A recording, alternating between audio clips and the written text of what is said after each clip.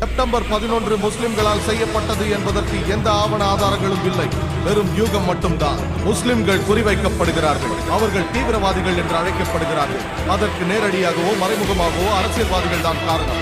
பணத்திற்காக, அதிகாரத்திற்காக, ஓட்டு வங்கிக்காக. ஆப்கானிஸ்தானிலும் ஈராக்கிலும் ஆயிரக்கணக்கான அப்பாவி மக்கள் கொல்லப்படுகிறார்கள், கொள்ளையடிக்கப்படுகிறார்கள், கற்பழிக்கப்படுகிறார்கள். இதற்கெல்லாம் முக்கிய காரணம் எண்ணெய் வளம். இது யாவரும் அறிந்த ரகசியம்.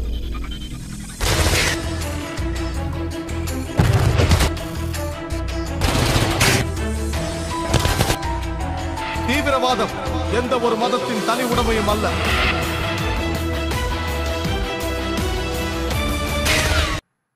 அல்ஹம்துலில்லாஹ் வஸ்ஸலாத்து வஸ்ஸலாம் அலா ரசூலில்லாஹ் வ அலா ஆலிஹி வ ஸஹ்பிஹி அஜ்மஈன். அம்மா பஅத். அஊது பில்லாஹி மினஷ் ஷைத்தானிர் ரஜீம். பிஸ்மில்லாஹிர் ரஹ்மானிர் ரஹீம்.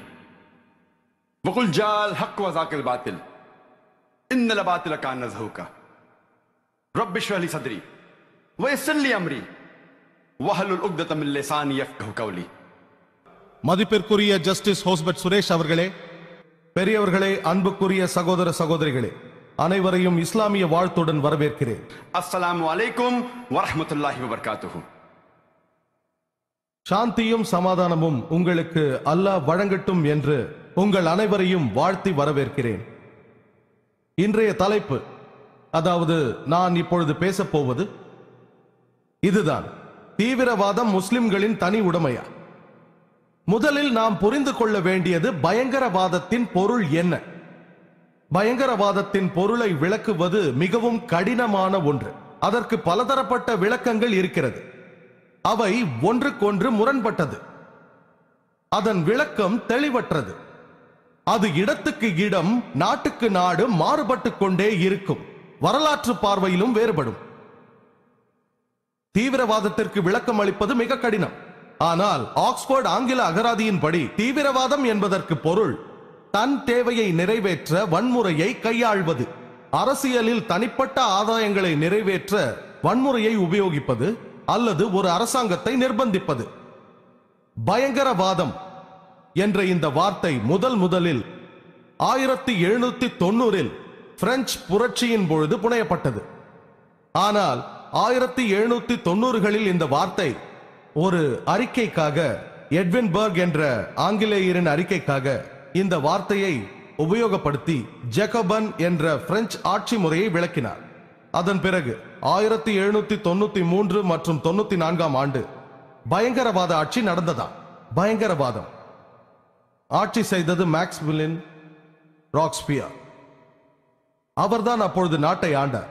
ஆனால் அந்த சமயத்தில் ஆயிரக்கணக்கான மக்கள் கொல்லப்பட்டனர். அவர் தலையை வெட்டி கொலை செய்தார். பல்லாயிரக்கணக்கான அப்பாவி மக்களை. வரலாற்று ஏடுகளில் ஒரு குறிப்பே இருக்கிறது. 5 லட்சத்திற்கும் மேற்பட்டவரை அவர் கைது செய்திருக்கிறார். அதில் 40,000 பெயர்களை அவர் கொன்றிருக்கிறார். 2 லட்சம் பெயர்களை அவர் நாடு கடத்தினார். மீதி இருந்த 2 லட்சம் பேரை சிறையிலேயே வைத்து பட்டினி போட்டு கொன்றிருக்கிறார். ஆகவே பயங்கரவாதம் என்பது முதலில் பிரெஞ்சு புரட்சியின் போதுதான் நடந்தது. இப்பொழுது சர்வதேச மீடியாக்கள் உள்ளன. அதில் ஒரு முக்கியமான விஷயம் அடிக்கடி வரும். அதுவும் அந்த விஷயத்தை திரும்ப திரும்ப சொல்வார்கள், குறிப்பாக மேற்கத்திய மீடியாக்கள். அந்த ஸ்டேட்மெண்ட் என்னவென்றால், எல்லா முஸ்லிம்களும் தீவிரவாதிகள் அல்ல, ஆனால் எல்லா தீவிரவாதிகளும் முஸ்லிம்களே என்பதுதான். இந்த ஸ்டேட்மெண்ட் இப்பொழுது இந்தியாவிற்கும் வந்துவிட்டது. குறிப்பாக ஜூலை 11 அன்று நடந்த மும்பை ரயில் தொடர்குண்டு வெடிப்பின் பொழுது, இது மும்பையில் மட்டுமல்ல, இந்தியாவின் பல்வேறு பகுதிகளிலும் இந்த ஸ்லோகம் மக்களால் மீண்டும் மீண்டும் சொல்லப்படுகிறது. அது என்னவென்றால், எல்லா முஸ்லிம்களும் தீவிரவாதிகள் அல்ல, ஆனால் எல்லா தீவிரவாதிகளும் முஸ்லிம்களே. இன்று அதை பற்றி வரலாற்று ஆவணங்கள் என்ன சொல்கின்றன என்று ஆய்வு செய்வோம். உலக வரலாற்றில் நமக்கு கிடைக்கும் பயங்கரவாத தாக்குதல்களை பற்றிய புள்ளி விவரங்களை பார்ப்போம். 19ஆம் நூற்றாண்டின் ரெக்கார்டுகளை புரட்டினால் முஸ்லிம்களால் நடத்தப்பட்ட எந்த பயங்கரவாத தாக்குதலையும் காண்பது அரிது. நேரம் குறைவாக இருப்பதால் விரிவாக பேச முடியாது. 19ஆம் நூற்றாண்டில் நடந்த தாக்குதல்கள் சிலவற்றை மட்டுமே குறிப்பிடுகிறேன். 1881 ரஷ்யாவில் 2ஆம் சார் அலெக்சாண்டர் கொலை செய்யப்பட்டார். அது ஒரு படுகொலை. அவர் குண்டு தொலைக்காத வண்டியில் செயின்ட் பீட்டர்ஸ்பர்க் தெருவில் சென்று கொண்டிருந்த பொழுது ஒரு குண்டு வெடித்து 21 அப்பாவி மக்களை கொன்றது. அலெக்சாண்டர் வெளியே வந்து பார்க்கிறார். இன்னொரு குண்டு வருகிறது, அவரை கொன்றது. அவர் முஸ்லிமால் கொல்லப்படவில்லை, அவரை கொன்றது இக்னஸ். அவரை பழி தீர்ப்பதற்காக கொள்கிறான், ஆனால் அவன் முஸ்லிம் இல்லை, ஒரு கலகக்காரன். 1886 சிகாகோவில் மார்க்கெட்டில் ஒரு தொழிலாளர் அணிவகுப்பு நடந்து கொண்டிருந்தது. அங்கே குண்டு வெடித்தது. அதில் 12 அப்பாவி பொதுமக்கள் கொல்லப்பட்டார்கள். அதில் ஒருவர் டீஜன் என்கிற காவல் அதிகாரி. அதன் பிறகு 7 காவல் அதிகாரிகள் படுகாயப்பட்டு ஹாஸ்பிட்டலில் இருந்தார்கள். இந்த தாக்குதலுக்கு காரணமானவர்கள் யாரும் முஸ்லிம்கள் அல்ல. 8 பேரும் கலகக்காரர்கள், முஸ்லிம் அல்லாதவர்கள். 20ஆம் நூற்றாண்டில் நடந்த பயங்கரவாத தாக்குதல்களை பற்றிய ஆவணங்களை ஆய்வு செய்து பார்த்தால் நமக்கு தெரிய வரும். சரித்திர ஆவணங்களில் இருந்து நாம் அறிவது என்னவென்றால், செப்டம்பர் 6ஆம் தேதி 1901 அன்றைய அமெரிக்க அதிபர் வில்லியம் மெக்கின்லி, அவரை கொலை செய்த கலகக்காரன், அவன் பெயர் லியான். 2 முறை லியான் அவரை சுடுகிறான். அவன் முஸ்லிம் அல்லாதவன். அக்டோபர் 1ஆம் தேதி 1910 மிகப்பெரிய குண்டு வெடிப்பு. அது நடந்த இடம் லாஸ் ஏஞ்சலஸில் டைம்ஸ் பத்திரிகை பில்டிங். அதிலும் 21 அப்பாவி மக்கள் கொல்லப்பட்டார்கள். இந்த 2 குண்டு வெடிப்புக்கும் காரணமானவர்கள் 2 பேருமே கிறிஸ்தவர்கள். அவர்களின் பெயர் ஜேம்ஸ் அண்ட் ஜோசப். அவர்கள் யூனியன் லீடர்ஸ். அவர்கள் முஸ்லிம்கள் அல்ல.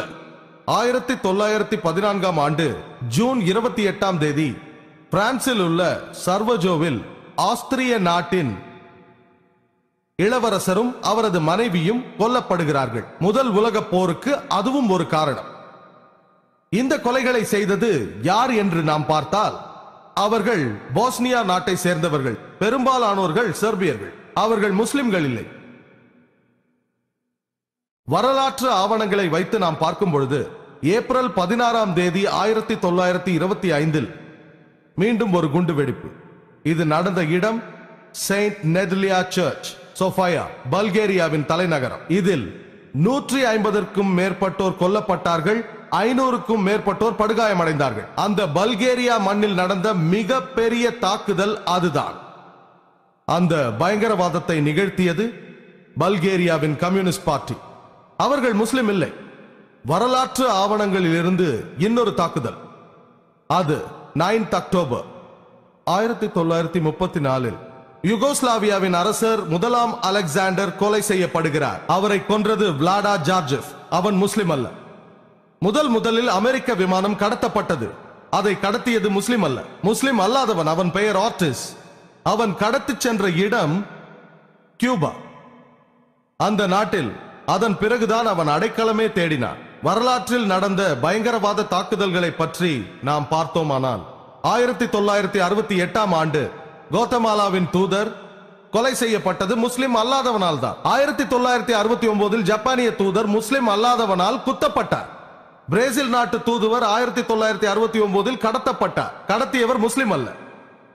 யாவரும் அறிந்த ஓக்லஹாமா குண்டு வெடிப்பு. இது நடந்தது 19 ஏப்ரல் 1995. இதில் இந்த சம்பவத்தில் ஒரு வாகனம் நிறைய குண்டுகளை நிரப்பி வைத்து ஓக்லஹாமாவில் இருந்து பெடரல் கட்டிடத்தில் மோதச் செய்தனர். அதில் 166 அப்பாவி மக்கள் கொல்லப்பட்டனர். பல நூறு பேர் காயமடைந்தனர். முதலில் வெளிவந்தது மத்திய கிழக்கு நாட்களின் சதி என்று பல நாட்கள் சொல்லப்பட்டது. அதன் பிறகுதான் தெரிய வந்தது இதை செய்தது 2 வலதுசாரி இயக்கத்தவர், கிறிஸ்தவர்கள். அவர்கள் பெயர் திமோத்தி அண்ட் டெரி. ஓக்லஹாமாவில் இருந்த பெடரல் கட்டிடத்தை குண்டு வைத்து தகர்த்தவர்கள். ஆனால் இந்த செய்தி வந்தவுடன் வந்த சில நாட்களிலேயே அழிந்து விட்டது.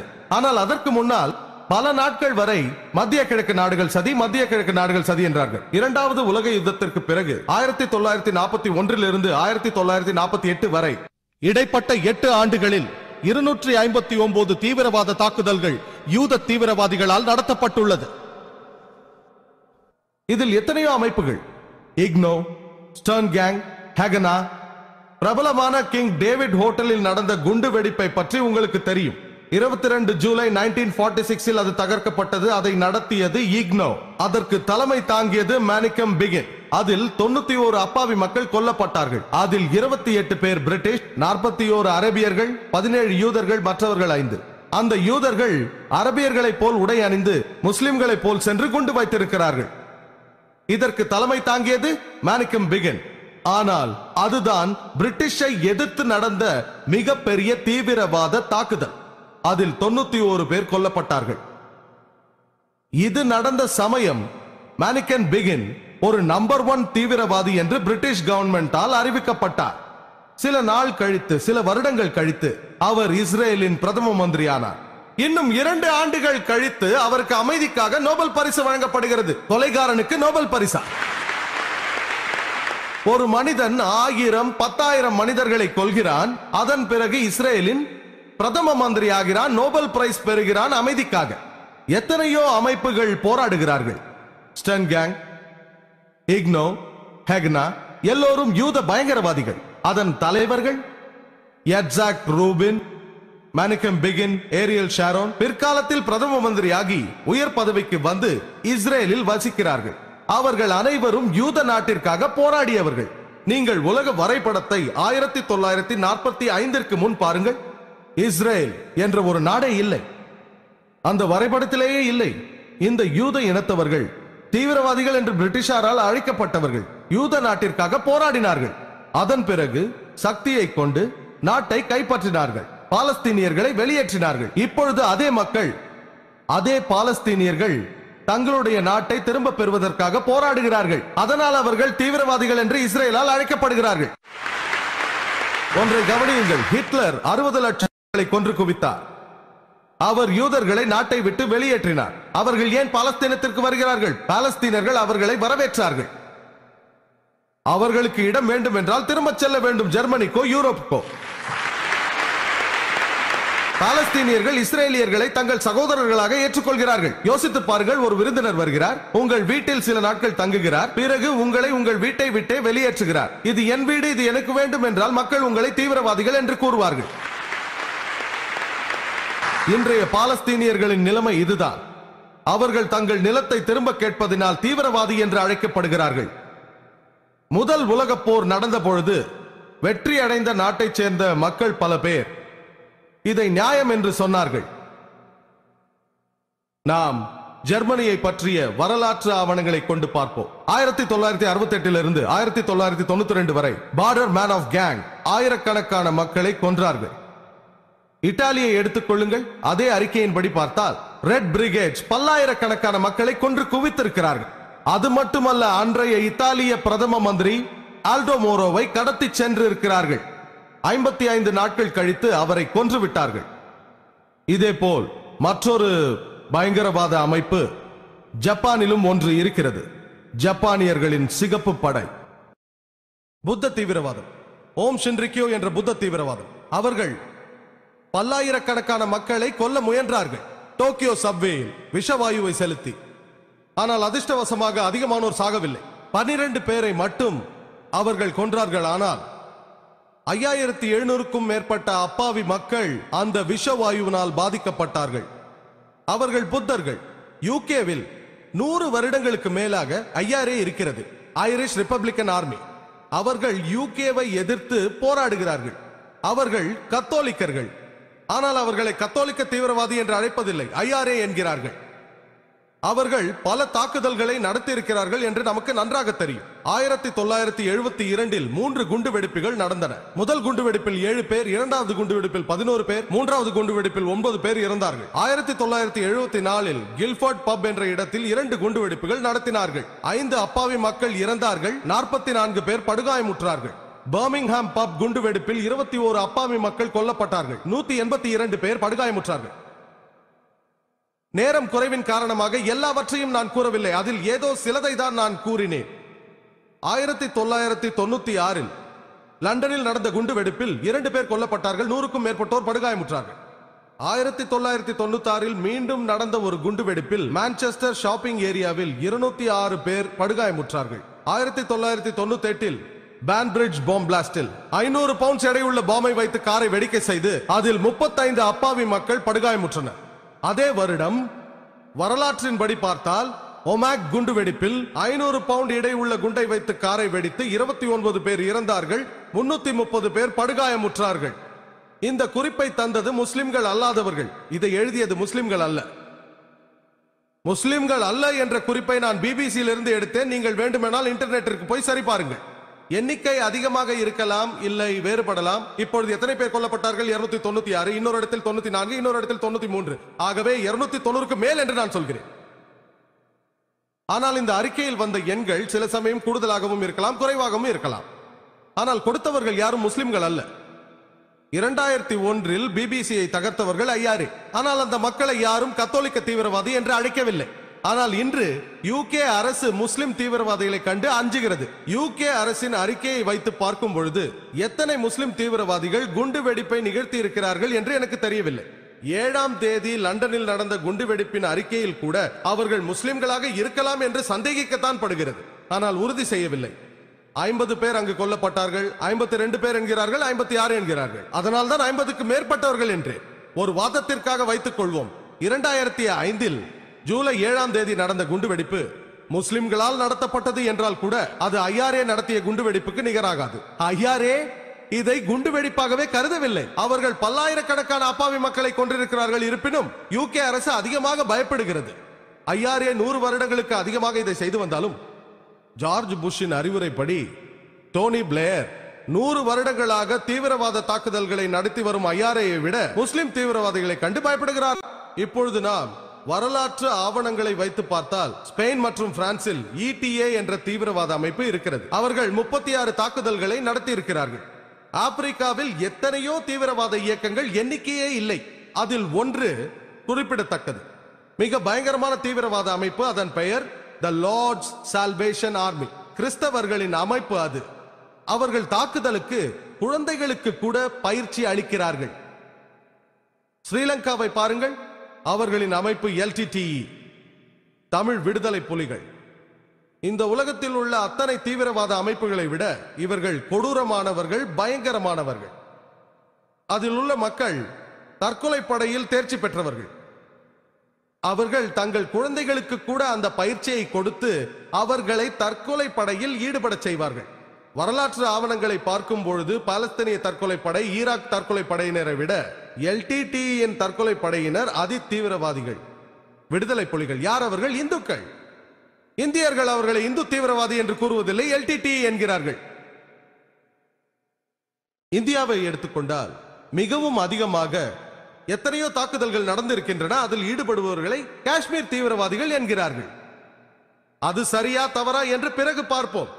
ஆனால் எத்தனை முறை நீங்கள் ஜஸ்டிஸ் ஹோஸ்பெட் சுரேஷ் கூறிய, அதாவது இந்தியாவில் நடந்த பயங்கரவாத தாக்குதலை பற்றி கூறினாரே, அதை பற்றி இங்கு அமர்ந்திருக்கும் எத்தனை பேர் செய்தித்தாள்களில் படித்திருக்கிறீர்கள்? எத்தனை பேர்? நீங்கள் எத்தனை பேர் ஹோஸ்பெட் சுரேஷை போல் இதில் ஈடுபட்டு இருக்கிறீர்கள்? எத்தனை பேருக்கு இதை பற்றி தெரியும்? பொதுவாக யாருக்குமே இதை பற்றி விழிப்புணர்வு இல்லை. எந்த இடத்தில் தாக்குதல் நடந்தாலும் உடனே அந்த தாக்குதலை நடத்தியது முஸ்லிம் தீவிரவாதிகள் என்கிறார்கள். ஏன்? இந்தியாவில் எல்லா மதங்களிலும் தீவிரவாத அமைப்புகள் இருக்கின்றன. கிட்டத்தட்ட எல்லா மதத்திலும். சீக்கிய தீவிரவாதிகளை பற்றி தெரியும். பிந்திரன்வாலா குரூப் பஞ்சாபில் இருக்கிறது.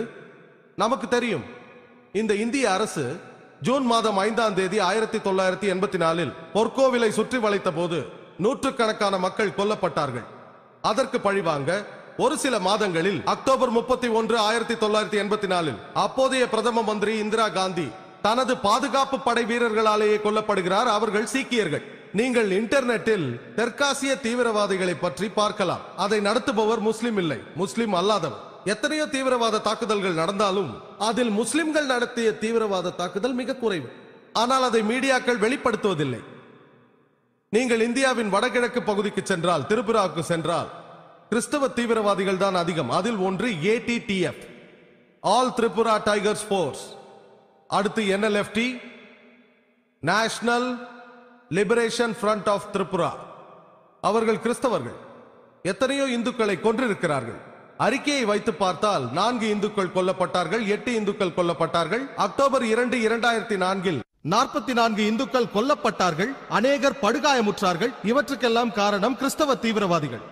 அசாமில் உல்ஃபா மட்டுமே குறைந்தபட்சம் 16 வருடங்களாக 1990 இருந்து 2006 வரை நடத்திய தாக்குதல் அவர்கள் வெற்றிகரமாக 749 தாக்குதல்களை நடத்தியிருக்கிறார்கள். இதன் மூலம் காஷ்மீர் தீவிரவாதிகளை வெட்கப்பட செய்கிறார்கள்.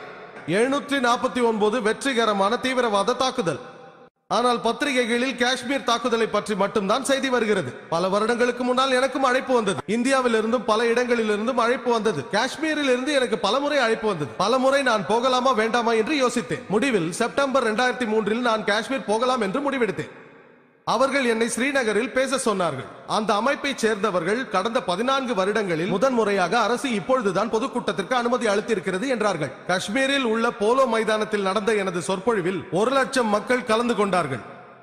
இந்த பிரச்சனைகளுக்கிடையே அரசாங்கம் எனக்கு பாதுகாப்பு அளித்தது. என்னை சுற்றி துப்பாக்கி ஏந்திய படைகளை பார்த்து எனக்கு ஒரே ஆச்சரியம். நான் குல்மார்க், பெஹல்காம் என்று பல இடங்களுக்கு சென்று உரையாற்றினேன். ஆனால் இது போன்ற பாதுகாப்புகள் தேவையில்லை என்று நினைக்கிறேன். பிறகு ஒரு முறை அசாமிற்கு சொற்பொழிவாற்ற சென்றிருந்தேன். நான் விமானத்தை விட்டு இறங்கியவுடன் செக்யூரிட்டி கார்ட்ஸ் என்னை சூழ்ந்து கொண்டார்கள். ஏன்? ஆனால் அங்கு நான் இறைவனுக்கு நன்றி கூறினேன். அல்ஹம்துலில்லாஹ். அவர்கள் இல்லை என்றால் நான் உயிரோடு வந்திருக்க முடியாது. நான் நினைக்கவே இல்லை. அசாமில் அவ்வளவு தீவிரவாதிகள் இருப்பார்கள் என்று நான் எதிர்பார்க்கவில்லை. முஸ்லிம்களை தாக்க உல்ஃபாவிற்கு பயிற்சி அளிக்கிறார்கள். அவர்கள் இந்துக்கள். அவர்களை பற்றி பத்திரிகைகளிலும் மீடியாக்களிலும் எத்தனை முறை செய்திகள் வந்திருக்கின்றன. ஏனென்றால் அதற்கு முக்கியத்துவம் தரவில்லை. செய்தித்தாள்களில் ஏதோ துணுக்கு செய்தியாக வந்திருக்கும். அதை எத்தனை பேர் பார்த்திருப்பார்கள்? தலைப்புச் செய்தியாகவும் வரவில்லை, விளக்கமாகவும் வரவில்லை. இதை போன்ற அமைப்புகளில், தீவிரவாத அமைப்புகளில் நக்சலைட்ஸ், மாவோயிஸ்டுகளை பற்றியும் தெரியும். அந்த மாவோயிஸ்ட் கம்யூனிஸ்டை சேர்ந்தவர்கள். இந்தியாவில் நடந்த அதிபயங்கரமான தாக்குதல்களை அதிகமாக செய்தது மாவோயிஸ்டுகள். நேபாளில் மட்டும் கடந்த 7 ஆண்டுகளில் 99 தீவிரவாத தாக்குதல்கள் நடத்தியிருக்கிறார்கள். இந்தியாவில் உள்ள 600 மாவட்டங்களில், அதுவும் இந்திய அரசாங்கத்தின் கணக்குப்படி தீவிரவாதத்தை பற்றிய இணையதளத்தில் இந்தியாவில் அத்தகைய தீவிரவாதிகள் 150 மாவட்டங்களில் இருப்பதாக கூறப்படுகிறது. இந்தியாவில் 1/3 பங்கில் அவர்கள் தாக்குதல் நடத்தியிருக்கிறார்கள். இறந்தவர்களின் எண்ணிக்கையை வைத்து பார்க்கும் பொழுது காஷ்மீர் தாக்குதல்களில் இறந்தவர்களை விட மாவோயிஸ்டினால் இறந்தவர்கள் அதிகம். மாவோயிஸ்டினால் தான் இந்தியாவிற்கு ஆபத்து அதிகம். ஆயினும் இதுவரையிலும் இந்திய அரசு முஸ்லிம் தீவிரவாதிகளை கண்டுதான் பயப்படுகிறது. ஏன்? அதற்கு காரணம் ஜார்ஜ் புஷ். சில நாட்களுக்கு முன் செப்டம்பர் 9ஆம் தேதி டைம்ஸ் ஆஃப் இந்தியாவில் கட்டுரை வந்தது. முதல் பக்கத்தில் இல்லை, உள்ளே, ஆனால் பெரிய கட்டுரை. அந்த 875 ராக்கெட்ஸ், அந்த அதிபயங்கரமான 875 ராக்கெட்டுகளும் மாவோயிஸ்டுகளுக்கு சப்ளை செய்யப்பட இருந்த பொழுது போலீசால் கைப்பற்றப்பட்டது. அதோடு 30 ஏவுகணைகளையும் கைப்பற்றினார்கள். இந்திய வரலாற்றில் இது மிகப்பெரிய ஆயுத பறிமுதல். இந்த இந்திய வரலாற்றில் எந்த ஒரு தீவிரவாத அமைப்பையும் இந்திய அரசு இதுவரை பிடித்ததில்லை. 875 ராக்கெட்டுகள் இருந்தால் இந்திய ராணுவத்தை எதிர்த்து போரிட முடியும். டிஜிபி ஆஃப் ஆந்திர பிரதேஷ் ஹைதராபாத் அதிர்ச்சி அடைந்தார். அவர் இந்த ஏவுகணையின் மூலம் எந்த காவல் நிலையத்தையும் தாக்கக்கூடும் என்றார். இந்திய அரசின் எந்த பீரங்கியையும் 600 மீட்டர் தூரத்தில் இருந்து தாக்க முடியும் என்றார். காவல் நிலையத்தையோ இல்லை இந்திய பீரங்கிகளையோ 600 மீட்டர் தூரத்தில் இருந்து தாக்க முடியும். நம்மால் ஒன்றும் செய்ய முடியாது. ராக்கெட் லான்ச்சர் இருக்கிறது. இப்பொழுதும் நாம் பார்க்கிறோம், தாடி வைத்த மனிதர்களை பார்த்தால் பயப்படுகிறார்கள். தொப்பி வைத்தவர்களையோ பைஜாமா குர்தா அணிபவர்களையோ பார்த்தால் பயப்படுகிறார்கள். அவர்கள் ராக்கெட் லான்ச்சரை விட பயங்கரமானவர்களா என்ன? ஏன் அவர்கள் குறி வைக்கிறார்கள்? அதுவும் முஸ்லிம்களை. இதுதான் கேள்வி. மேற்கத்திய மீடியாக்களில் இதுதான் கேள்வி. அரசியல்வாதிகளின் கையில் மீடியா உள்ளது. நாம் இதை ஆராய்ச்சி செய்யும் பொழுது நாம் நிச்சயமாக சொல்லலாம், எந்த சந்தேகமும் இல்லாமல், தீவிரவாதம் முஸ்லிம்களின் தனி உடைமை அல்ல. அது மட்டுமல்ல, தீவிரவாதம் முஸ்லிம்களின் தனி உடைமையும் அல்ல, அவர்களின் சொத்தும் அல்ல. இஸ்லாம் அதை ஆதரிக்கவும் இல்லை. இஸ்லாம் அதை வெறுக்கிறது. நான் பல மதங்களை ஆய்வு செய்யும் மாணவர். என்னால் உறுதியாக சொல்ல முடியாது எல்லா மதங்களும் அப்பாவி மக்களை கொல்லக்கூடாது என்று கூறுவதாக சொல்ல முடியாது. ஆனால் உறுதியாக சொல்லுகிறேன், அநேகமான மதங்கள், பெரும்பான்மையான மதங்கள் அதனுடைய வேதங்களில் அப்பாவி மக்களை கொல்லக்கூடாது என்றுதான் கூறியிருக்கிறது. அதில் முதன்மையானது இஸ்லாம் தான். புனித திரு குர்ஆன் சொல்கிறது, சூரா அல் மாயிதா அத்தியாயம் 5 வசனம் 32. அதைத்தான் நிகழ்ச்சி ஆரம்பிக்கும் பொழுது காரி ஓதினார். அது கூறுகிறது, இப்பொழுது யாரோ ஒருவர், முஸ்லிமோ முஸ்லிம் அல்லாதவரோ, எந்த ஒரு மனித உயிரினை கொள்கிறானோ அது முஸ்லிமோ முஸ்லிம் அல்லாதவரோ, அந்த மனிதன் மனித இனத்தையே கொன்றவனாகிறான். எத்தனையோ வேதங்களில் அப்பாவி மக்களை கொல்லக்கூடாது என்ற விதி இருப்பதை நான் படித்திருக்கிறேன். ஆனால் குரான் அதை மட்டும் கூறவில்லை. குரான் கூறுகிறது, ஒரு மனிதன் இன்னொருவனை கொல்கிறான் என்றால் அவன் ஒரு கொலையாளியாக இருக்க வேண்டும், அல்லது நாட்டில் குழப்பத்தை விளைவித்திருக்க வேண்டும், அல்லது பொய்யான வதந்தியை பரப்பியிருக்க வேண்டும். அல்லாதவன் மனித இனத்தையே கொலை செய்கிறான். குரான் இன்னும் ஒரு படி மேலே போய் கூறுகிறது, அநியாயமாக ஒருவனை கொலை செய்தால் அவன் மனித இனத்தையே கொலை செய்கிறான் என்று. எந்த வேதத்திலும் இவ்வாறு கூறவில்லை. அதன் பொருள், எவன் ஒருவன் அப்பாவியை கொல்கிறானோ அவன் மனித இனத்தையே கொன்றவனாகிறான். அதற்கு மேலும் குரான் கூறுகிறது, ஒருவன் மற்றவனை காப்பாற்றினான், ஏதோ ஒரு உயிரையோ ஏதோ ஒரு மனிதனையோ நீ மனித இனத்தையே காப்பாற்றியதற்கு சமம். இஸ்லாம் என்ற அரபி சொல் சில்ம் மற்றும் சலாம் என்ற வார்த்தைகளில் இருந்து பிறந்தது. அதற்கு அர்த்தம் அமைதி. இது அரபி வார்த்தை சில்மில் இருந்து பிறந்தது. அதற்கு அர்த்தம் இறைவனுக்கு முழுமையாக கட்டுப்படுகிறேன் என்பது. இஸ்லாம் என்றால் அமைதி மற்றும் இறைவனுக்கு முழுமையாக கட்டுப்படுகிறேன் என்று பொருள். இஸ்லாம் தீவிரவாதத்தை முழுமையாக எதிர்க்கிறது, அப்பாவி மக்களை கொல்வதை எதிர்க்கிறது. உதாரணத்துக்கு செப்டம்பர் 11ஆம் தேதி ட்வின் டவர் அட்டாக்கும் சரி, அதே போல் ஜூலை 7 அன்று லண்டன் குண்டு வெடிப்பில் 50 அப்பாவி மக்கள் இறந்தார்கள். நியூயார்க் டவரில் 3000 அப்பாவி மக்கள் இறந்தார்கள். லண்டன் குண்டு வெடிப்பில் 50 பேர் இறந்தார்கள். ஆனால் தொடர் குண்டு வெடிப்பு நடந்ததே 93இல் பாம்பேயில் 250 பேருக்கு மேல் இறந்தனர். சமீபத்தில் ஒரு குண்டுவெடிப்பு நடந்தது ஜூலை 11ஆம் தேதி 2006இல் 200க்கும் மேற்பட்டவர்கள் மடிந்தார்கள். இது கண்டிக்கத்தக்கது, வருந்தத்தக்கது. தனி மனிதனை கொல்ல யாருக்கும் எந்த அதிகாரமும் இல்லை.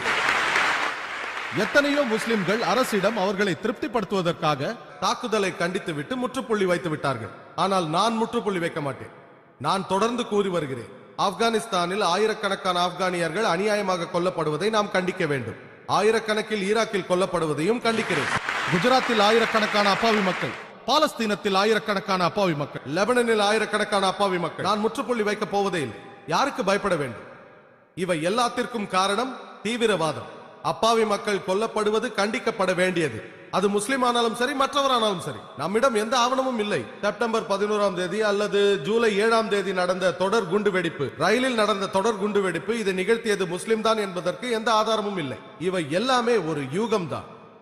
ஆனால் ஒரு விஷயம், அதை செய்தது முஸ்லிமாக இருந்தாலும் சரி, முஸ்லிம் அல்லாதவர்களாக இருந்தாலும் சரி, அதை எதிர்க்க வேண்டும், அதை தடுக்க வேண்டும். நமக்கு தெரியும், எந்த ஒரு மதமும் அப்பாவி மக்களை கொலை செய்ய வேண்டும் என்று யாருக்கும் சொல்லிக் கொடுப்பதில்லை. தீவிரவாதம் எந்த ஒரு மதத்திற்கும் உடமையானதல்ல.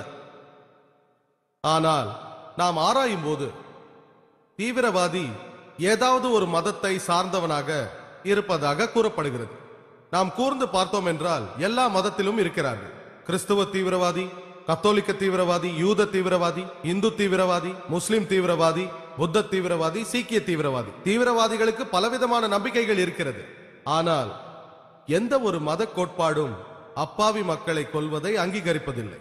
நாம் ஒரு சர்வே செய்து பார்த்தால் எந்த ஒரு மதமும் அப்பாவி மக்களை கொல்வதை அங்கீகரிப்பதில்லை.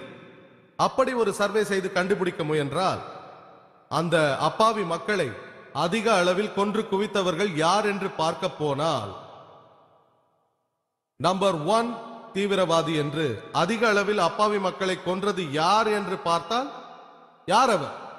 ஹிட்லர் 60 லட்சம் யூதர்களை கொன்று குவித்திருக்கிறார். மறைமுகமாக அவர் கொன்ற மக்களின் எண்ணிக்கை 6 கோடியை தாண்டும். 2ஆம் உலகப் போரில் 6 கோடி பேரை கொன்றிருக்கிறார். நம்பர் 1 தீவிரவாதியான இவர் என்ன முஸ்லிமா? இல்லை, அவர் கிறிஸ்தவர். ஜோசப் ஸ்டாலின், அங்கிள் ஜோ என்று அழைக்கப்படுபவர், அவர் கொன்றவர்களின் எண்ணிக்கை 2 கோடிக்கும் அதிகம். 1.5 கோடி மக்களை அவர் பட்டினி போட்டே கொன்றிருக்கிறார். சீனாவிற்கு சென்றோம் என்றால் மோசி சங், அவர் 14 to 20 மில்லியன் மக்களை கொன்றிருக்கிறார். அவர் ஒரு முஸ்லிம் அல்லாதவர், அவர் முஸ்லிம் இல்லை. முசோலினியின் வரலாறு தெரியும்.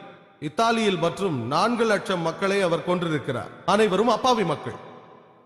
பிரெஞ்சு புரட்சிக்கு காரணமாக இருந்த மேக்ஸ்மிலன் ரோப்ஸ்பியர் 2 லட்சத்துக்கும் மேற்பட்ட மக்களை பட்டினி போட்டு சித்திரவதை செய்து கொன்றார். 40,000 பேரை தூக்கிலிட்டார். அசோகா, நமக்கெல்லாம் தெரியும், ஒரே போரில், கலிங்கத்து போரில் 1 லட்சம் மக்களை கொன்றார். 1 லட்சத்துக்கும் மேலே. அவர் என்ன முஸ்லிமா, ஹிந்து? நம்மிடமும் கருப்பாடு உள்ளது. அவர் பெயர் சதாம் ஹுசேன்.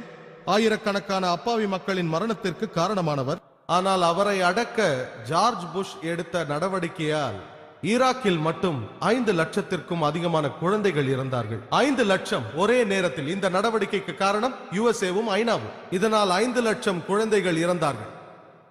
இந்தோனேஷியாவில் முகமது சுஹார்டோ 5 லட்சம் மக்களை கொன்றதாக அவரே சொல்லிக் கொள்கிறார். ஆனால் ஹிட்லரோடோ அல்லது அங்கிள் ஜோ என்று அழைக்கப்படும் ஜோசப் ஸ்டாலின் அல்லது சீனாவின் மாசே துங்கோடோ ஒப்பிட முடியாது. இவர்கள் ஒவ்வொருவரும் செய்த கொலைகள் அனைத்து முஸ்லிம்கள் செய்ததையும் மிஞ்சிவிடும். இவர்கள் சார்ந்திருந்த மதங்களை பின்பற்றுபவர்களை பற்றி நான் எதுவும் தவறாக கூற வரவில்லை. இவர்கள் ஆன்மீகவாதிகள் அல்ல. இருந்திருந்தால் அப்பாவி மக்களை கொன்றிருக்க மாட்டார்கள். இருப்பினும் நான் காண்பது என்ன? இன்டர்நேஷனல் மீடியாவில் முடிவில் அதில் முஸ்லிம்கள் குறிவைக்கப்படுகிறார்கள். முஸ்லிம்களை அடிப்படைவாதிகள் என்கிறார்கள். பயங்கரவாதிகள் என்றும் தீவிரவாதிகள் என்றும் அழைக்கப்படுகிறார்கள். அடிப்படைவாதி என்பதற்கு பொருள் என்ன? அடிப்படைவாதிகள் என்பதன் பொருள் ஒரு குறிப்பிட்ட விஷயத்தை ஒருவன் தீவிரமாக பின்பற்றுவது. உதாரணத்திற்கு ஒரு விஞ்ஞானி என்று எடுத்துக்கொண்டோமே ஆனால் அவருக்கு விஞ்ஞானத்தை பற்றிய அடிப்படை விஷயங்கள் தெரிந்திருக்க வேண்டும். அடிப்படை விஷயங்கள் தெரிந்து அதை கடைபிடிக்கவில்லை என்றால் அவர் விஞ்ஞானியே அல்ல. ஒரு கணித வல்லுநராக இருக்க வேண்டும் என்றால் முதலில் அவர் கணிதத்தை அறிந்து அதை கடைபிடிப்பவராக இருக்க வேண்டும். கணிதவியலில் அவர் அடிப்படைவாதியாக இல்லை என்றால் அவர் கணித வல்லுநராக இருக்க முடியாது. அடிப்படைவாதிகளை ஒரே பிரஷை கொண்டு எல்லோரும் நல்லவர்கள் எல்லோரும் கெட்டவர்கள் என்று சாயம் பூசிவிட முடியாது. எந்த விஷயத்தில் அவர் அடிப்படைவாதியாக இருக்கிறாரோ அதை கொண்டுதான் குறிப்பிட முடியும். ஒருவன் அடிப்படையிலேயே திருடனாக இருந்தால், திருடுவதே தொழில் என்றால் அவன் இந்த சமுதாயத்திற்கு கெட்டவன். அதற்கு மாறாக ஒருவர் அடிப்படைவாத மருத்துவராக இருந்து ஆயிரக்கணக்கானோரை காப்பாற்றினால் அவர் சமுதாயத்திற்கு நல்லவர். ஆகவே ஒருவர் எந்த விஷயத்தில் அடிப்படைவாதியாக இருக்கிறாரோ அதை வைத்துதான் அவரை குறிப்பிட வேண்டும். என்னை பொறுத்தவரையில் நான் ஒரு முஸ்லிம் அடிப்படைவாதி. அப்படி முஸ்லிம் அடிப்படைவாதியாக இருப்பதில் நான் பெருமை அடைகிறேன். ஏனென்றால் முஸ்லிம் அடிப்படைவாதத்தை நான் தெரிந்து அறிந்து வாழ்க்கையில் நடைமுறைப்படுத்துகிறேன். எனக்கு தெரியும் ஒரு முஸ்லிம் அடிப்படைவாதம் கூட மனித நேயத்திற்கு விரோதமானது அல்ல. இதை உறுதியாக கூறுகிறேன். இஸ்லாத்தின் சில அடிப்படைவாத கொள்கைகள் முஸ்லிம் அல்லாதவர்களை மனித நேயத்திற்கு எதிரானதோ என்று நினைக்க தூண்டும். ஆனால் அதற்கு உண்மையான விளக்கம் அளித்தால், அடிப்படைகளின் பின்னணியை கூறினால், மனித நேயத்திற்கு எதிரான ஒரு அடிப்படை கொள்கை கூட இஸ்லாத்தில் இருப்பதாக எந்த ஒரு மனிதராலும் சுட்டிக்காட்ட முடியாது.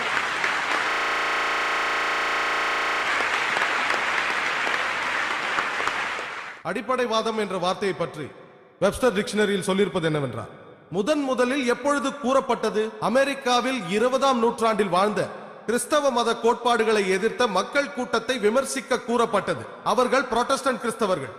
ஆரம்பத்தில் சபையினர் விசுவாசித்தது பைபிள் என்பது தேவனிடத்திலிருந்து வந்த செய்தி. இந்த புராட்டஸ்டன்ட் கிறிஸ்தவர்கள் எதிர்ப்பு தெரிவித்து கூறியது என்னவென்றால், பைபிள் மட்டுமல்ல, பைபிளின் ஒவ்வொரு வார்த்தையும் தேவனிடத்திலிருந்து தான் வந்தது என்றார்கள். யாராவது ஒருவர் பைபிளில் இருக்கும் ஒவ்வொரு வார்த்தையும் தேவனிடத்திலிருந்து தான் வந்தது என்று நிரூபித்தார் அது ஒரு நல்ல இயக்கம் தான்.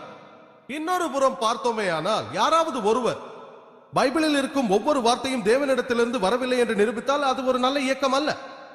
அடிப்படைவாதிக்கு அர்த்தத்தை ஆக்ஸ்போர்ட் அகராதியில் பார்த்தோமேயானால், அதில் எந்த ஒரு மனிதனும் ஒரு மதத்தின் பழங்கால கொள்கைகளையும் போதனைகளையும் வலுவாமல் கட்டுப்பாடாக கடைபிடித்து வருகிறானோ அவன் தான் அடிப்படைவாதி என்று சொல்கிறது.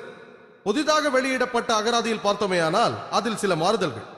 அதில் கூறப்படுகிறது, எந்த ஒரு மனிதன் ஒரு மதத்தின் பழங்கால கொள்கைகளையும் போதனைகளையும் வலுவாமல் கட்டுப்பாடாக கடைபிடிக்கிறானோ அவன்தான் அடிப்படைவாதி.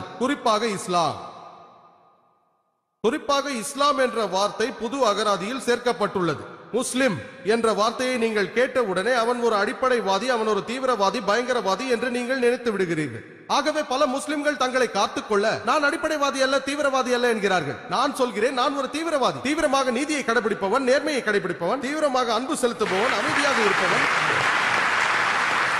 தீவிரமாக நீதியை கடைபிடிப்பதில் என்ன தவறு இருக்கிறது என்று எனக்கு தெரிய வேண்டும். உண்மையாக, அன்பாக, கருணையாக இருப்பது தவறா? நீங்கள் பாதி நீதியானவராக இருக்க முடியாது. உங்களுக்கு பயன் இருந்தால் நீதியை கடைபிடிப்பீர்கள், இல்லை என்றால் கடைபிடிக்க மாட்டீர்கள். தீவிரமாக நீதியை கடைபிடிக்க வேண்டும். நமது மார்க்க வேதமான குரானில் எல்லாம் வல்ல அல்லாஹ் நீங்கள் முழுமையாக நீதியை செலுத்துபவராக இருக்க வேண்டும் என்று கூறுகிறார். உங்களுக்கு வேண்டும் என்னும் பொழுது நீதியை கடைபிடிப்பதும், இல்லை என்றால் இல்லை என்றும் இருக்கக்கூடாது. நான் எந்த ஒரு மனிதனையும் பார்த்து கேட்கிறேன், நான் நீதியாக இருப்பது தவறா, உண்மையாக இருப்பது தவறா, அமைதியை விரும்புவது தவறா, நேர்மையாக இருப்பது தவறா? நாம் தீவிரமாக இருக்க வேண்டுமானால் நல்ல வழியில் இருக்க வேண்டும். யாராவது என்னை தீவிரமானவன் என்று சொன்னால், ஆம், நான் ஒரு தீவிரமான முஸ்லிம். ஒரு தீவிரமான முஸ்லிம் தான் நல்ல முஸ்லிமாக இருக்க முடியும், இல்லை என்றால் இருக்க முடியாது. ஆனால் இந்த வார்த்தைகளை வைத்து அவர்கள் விளையாடுகிறார்கள். வார்த்தையின் பொருள் மாறுகிறது.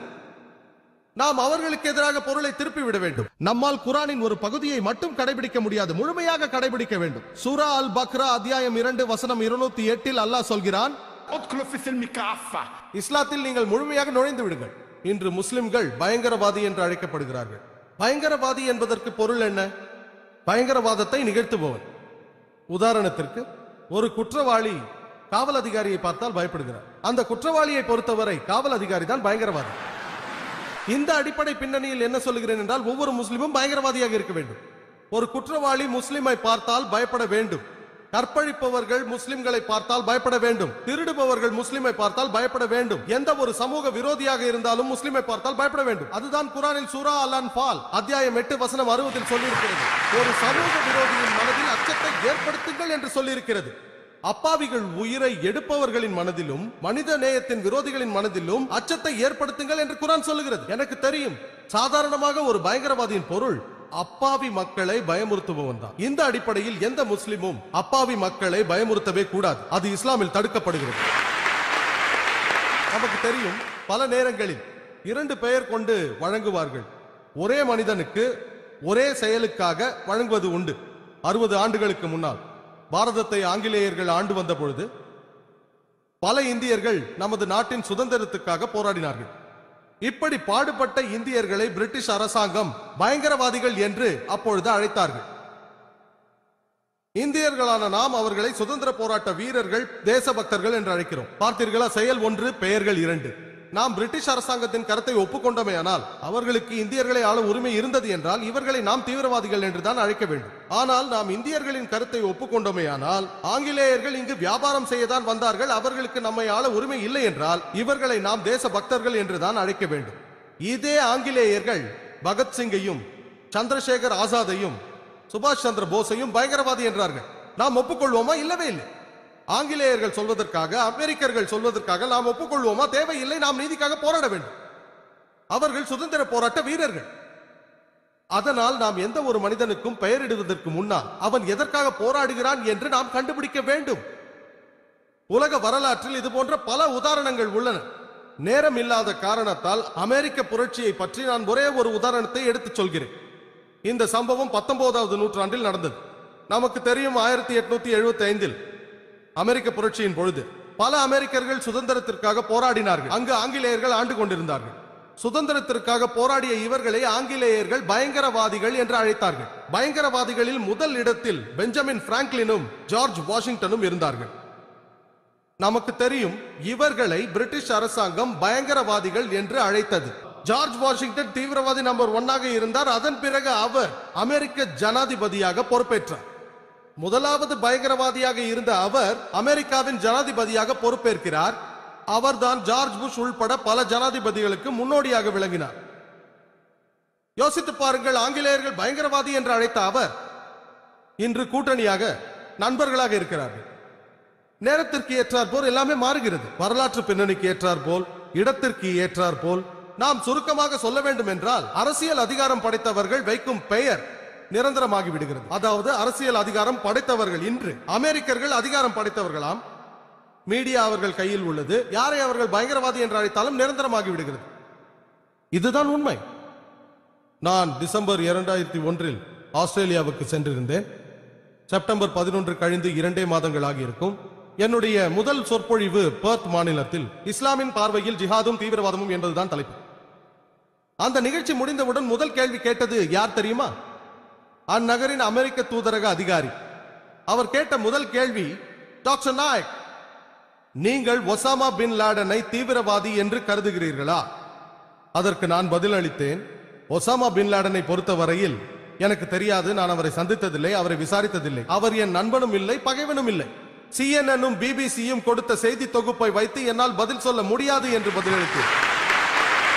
BBC-யும் CNN-ம் கொடுத்த செய்திகளை வைத்து சொல்ல வேண்டும் என்றால் வேறு வழியே இல்லை, அவரை பயங்கரவாதி என்று தான் சொல்ல வேண்டும். ஆனால் குரானில் சூரா அல் உஜுராத் அத்தியாயம் 49 வசனம் 6 என்ன சொல்கிறது என்றால், நமக்கு ஒரு விஷயம் கிடைத்தால் அதை தீர விசாரித்து விட்டுதான் மற்றவர்களிடம் சொல்ல வேண்டும் என்று. அதனால் நான் சொல்ல வருவது என்னவென்றால், ஒசாமா பின் லாடனை பொறுத்த வரையில் அவர் பயங்கரவாதி என்று என்னால் சொல்ல முடியாது. அவர் என் நண்பரும் இல்லை, பகைவரும் இல்லை, அவர் விசாரித்ததும் இல்லை. ஆனால் ஒன்றை மட்டும் என்னால் உறுதியாக சொல்ல முடியும். அவர்கள் கட்டுப்பாட்டில் உள்ள அதே மீடியா CNN, BBC இவர்கள் கொடுத்த ஆதாரபூர்வமான செய்திகளை வைத்து ஆயிரக்கணக்கான அப்பாவி ஆப்கானியர்கள் ஆப்கானிஸ்தானில் கொல்லப்பட்டிருக்கிறார்கள். ஆயிரக்கணக்கான ஈராக்கியர்கள் ஈராக்கில் கொல்லப்பட்டிருக்கிறார்கள். ஒரு வாதத்திற்கு செப்டம்பர் 11 ஒசாமா பின் லாடன் தான் காரணம் என்று அவர்கள் சொல்லுகிறார்கள். அதற்கு ஆதாரம் இல்லை, வெறும் அனுமானம் தான்.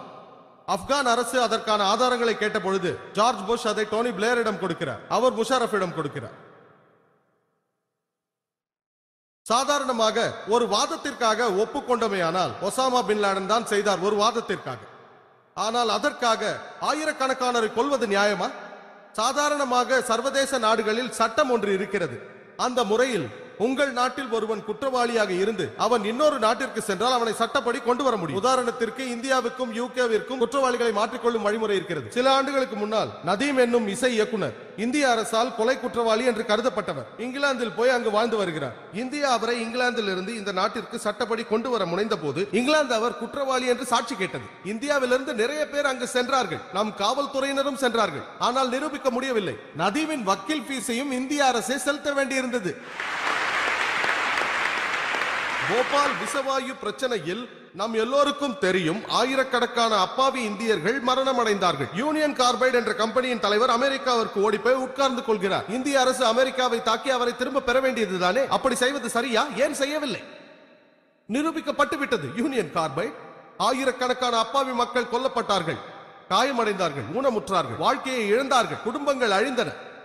அவர் ஓடிவிட்டார். அரசாங்க விதிமுறைகள் உள்ளன, ஆனால் எதுவும் நடக்கவில்லை. ஆப்கானிஸ்தானிற்கும் அமெரிக்காவுக்கும் இடையே குற்றவாளிகளை திரும்ப பெறும் விதிமுறைகள் இல்லை. நாம் ஒரு வாதத்திற்காக ஒசாமா பின் லாடன் தான் இதற்கெல்லாம் காரணம் என்று ஒப்புக்கொண்டாலும் அப்பாவி மக்கள் கொல்லப்படுவதை நியாயப்படுத்தவே முடியாது. 3000 to 5000 மேலான ஆப்கானியர்கள் கொல்லப்பட்டார்கள். பிறகு சில வருடங்கள் கழித்து பேரழிவு ஆயுதங்களை காரணம் காட்டி ஈராக்கிற்கு அவர்கள் சென்றார்கள். அங்கு சென்று தாக்குதலுக்கு பிறகு அவர்களுக்கு எதுவும் கிடைக்கவில்லை. இருப்பினும் அவர்கள் ஈராக்கை கட்டுப்படுத்துகிறார்கள். ஏன் அப்படி செய்கிறார்கள்? என்ன காரணம்? அவர்கள் அதிக பிரச்சனைக்கு உள்ளானார்கள். சதாம் ஹுசைனிடமும் பிரச்சனைகள் இருந்தது. அவர் நல்ல முஸ்லிம் அல்ல, நான் அவரை ஏற்றுக்கொள்ளவும் இல்லை. ஆனால் அமெரிக்கர்கள் ஈராக்கிற்கு வந்த பிறகு அவர்கள் பிரச்சனை அதிகமாகியது. அதிக பேர் கொள்ளையடிக்கப்பட்டார்கள், அதிக பேர் கற்பழிக்கப்பட்டார்கள். இதற்கெல்லாம் என்ன காரணம்? என்ன என்ன ஆயில். மாஷா அல்லாஹ், இது எல்லோரும் அறிந்த ரகசியம்.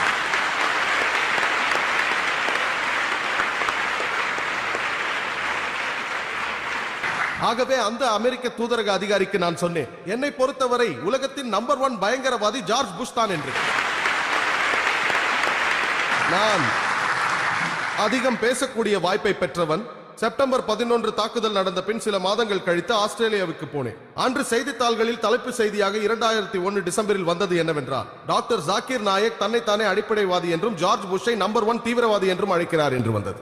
எனக்கு தெரிந்து எந்த ஒரு பேச்சாளரும், பொது பேச்சாளரும், எனக்கு தெரியாது, இருக்கலாம், இருப்பார்கள், ஜார்ஜ் புஷை நம்பர் 1 தீவிரவாதி என்று சொன்னதில்லை.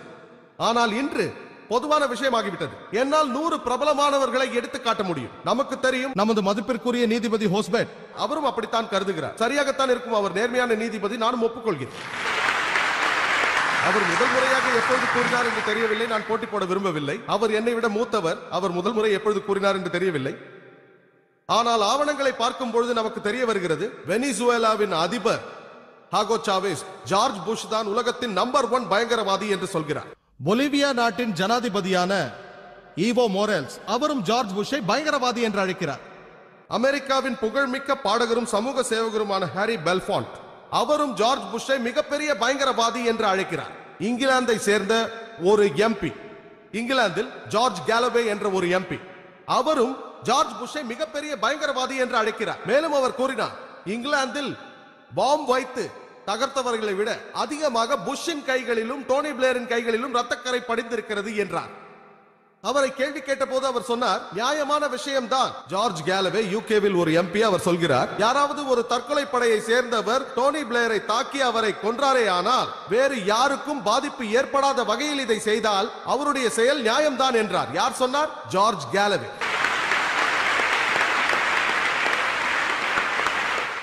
நமது ஜோதி பாசு அவர்கள் சில மாதங்களுக்கு முன்பாக அவர் சொன்னார், ஜார்ஜ் புஷ் இந்தியாவிற்கு வந்த பொழுது நம்பர் 1 தீவிரவாதி ஜார்ஜ் புஷ் தான் என்றார். எல்லோரும் இதை சொல்கிறார்கள், ஆனால் இந்திய அரசாங்கம் அவருக்கு அழைப்பு விடுக்கிறது. எதற்காக? பயங்கரவாதத்தின் கலையை கற்றுக்கொள்ளவா? சமீபத்தில் சில தினங்களுக்கு முன் பத்திரிகைகளில் ஒரு கட்டுரை எழுதப்பட்டிருந்தது. அதை எழுதியது நோபல் பரிசை பெற்றவர், நோபல் பரிசை பெற்ற பெட்டி வில்லியம்ஸ். அதில் அவர் ஜார்ஜ் புஷை கொல்ல பிரியப்படுகிறேன் என்றார். ஜார்ஜ் புஷை கொல்ல பிரியப்படுகிறார். நான் அதை ஏற்கவில்லை. ஒரு முறை லண்டனில் ஜிஹாதும் தீவிரவாதமும் என்ற தலைப்பில் நான் பேசினேன். அப்பொழுது அங்கு ஒரு முஸ்லிம் இளைஞன் சொன்னார், அல்லாஹு அக்பர், புஷ் சாக வேண்டும் என்றார்.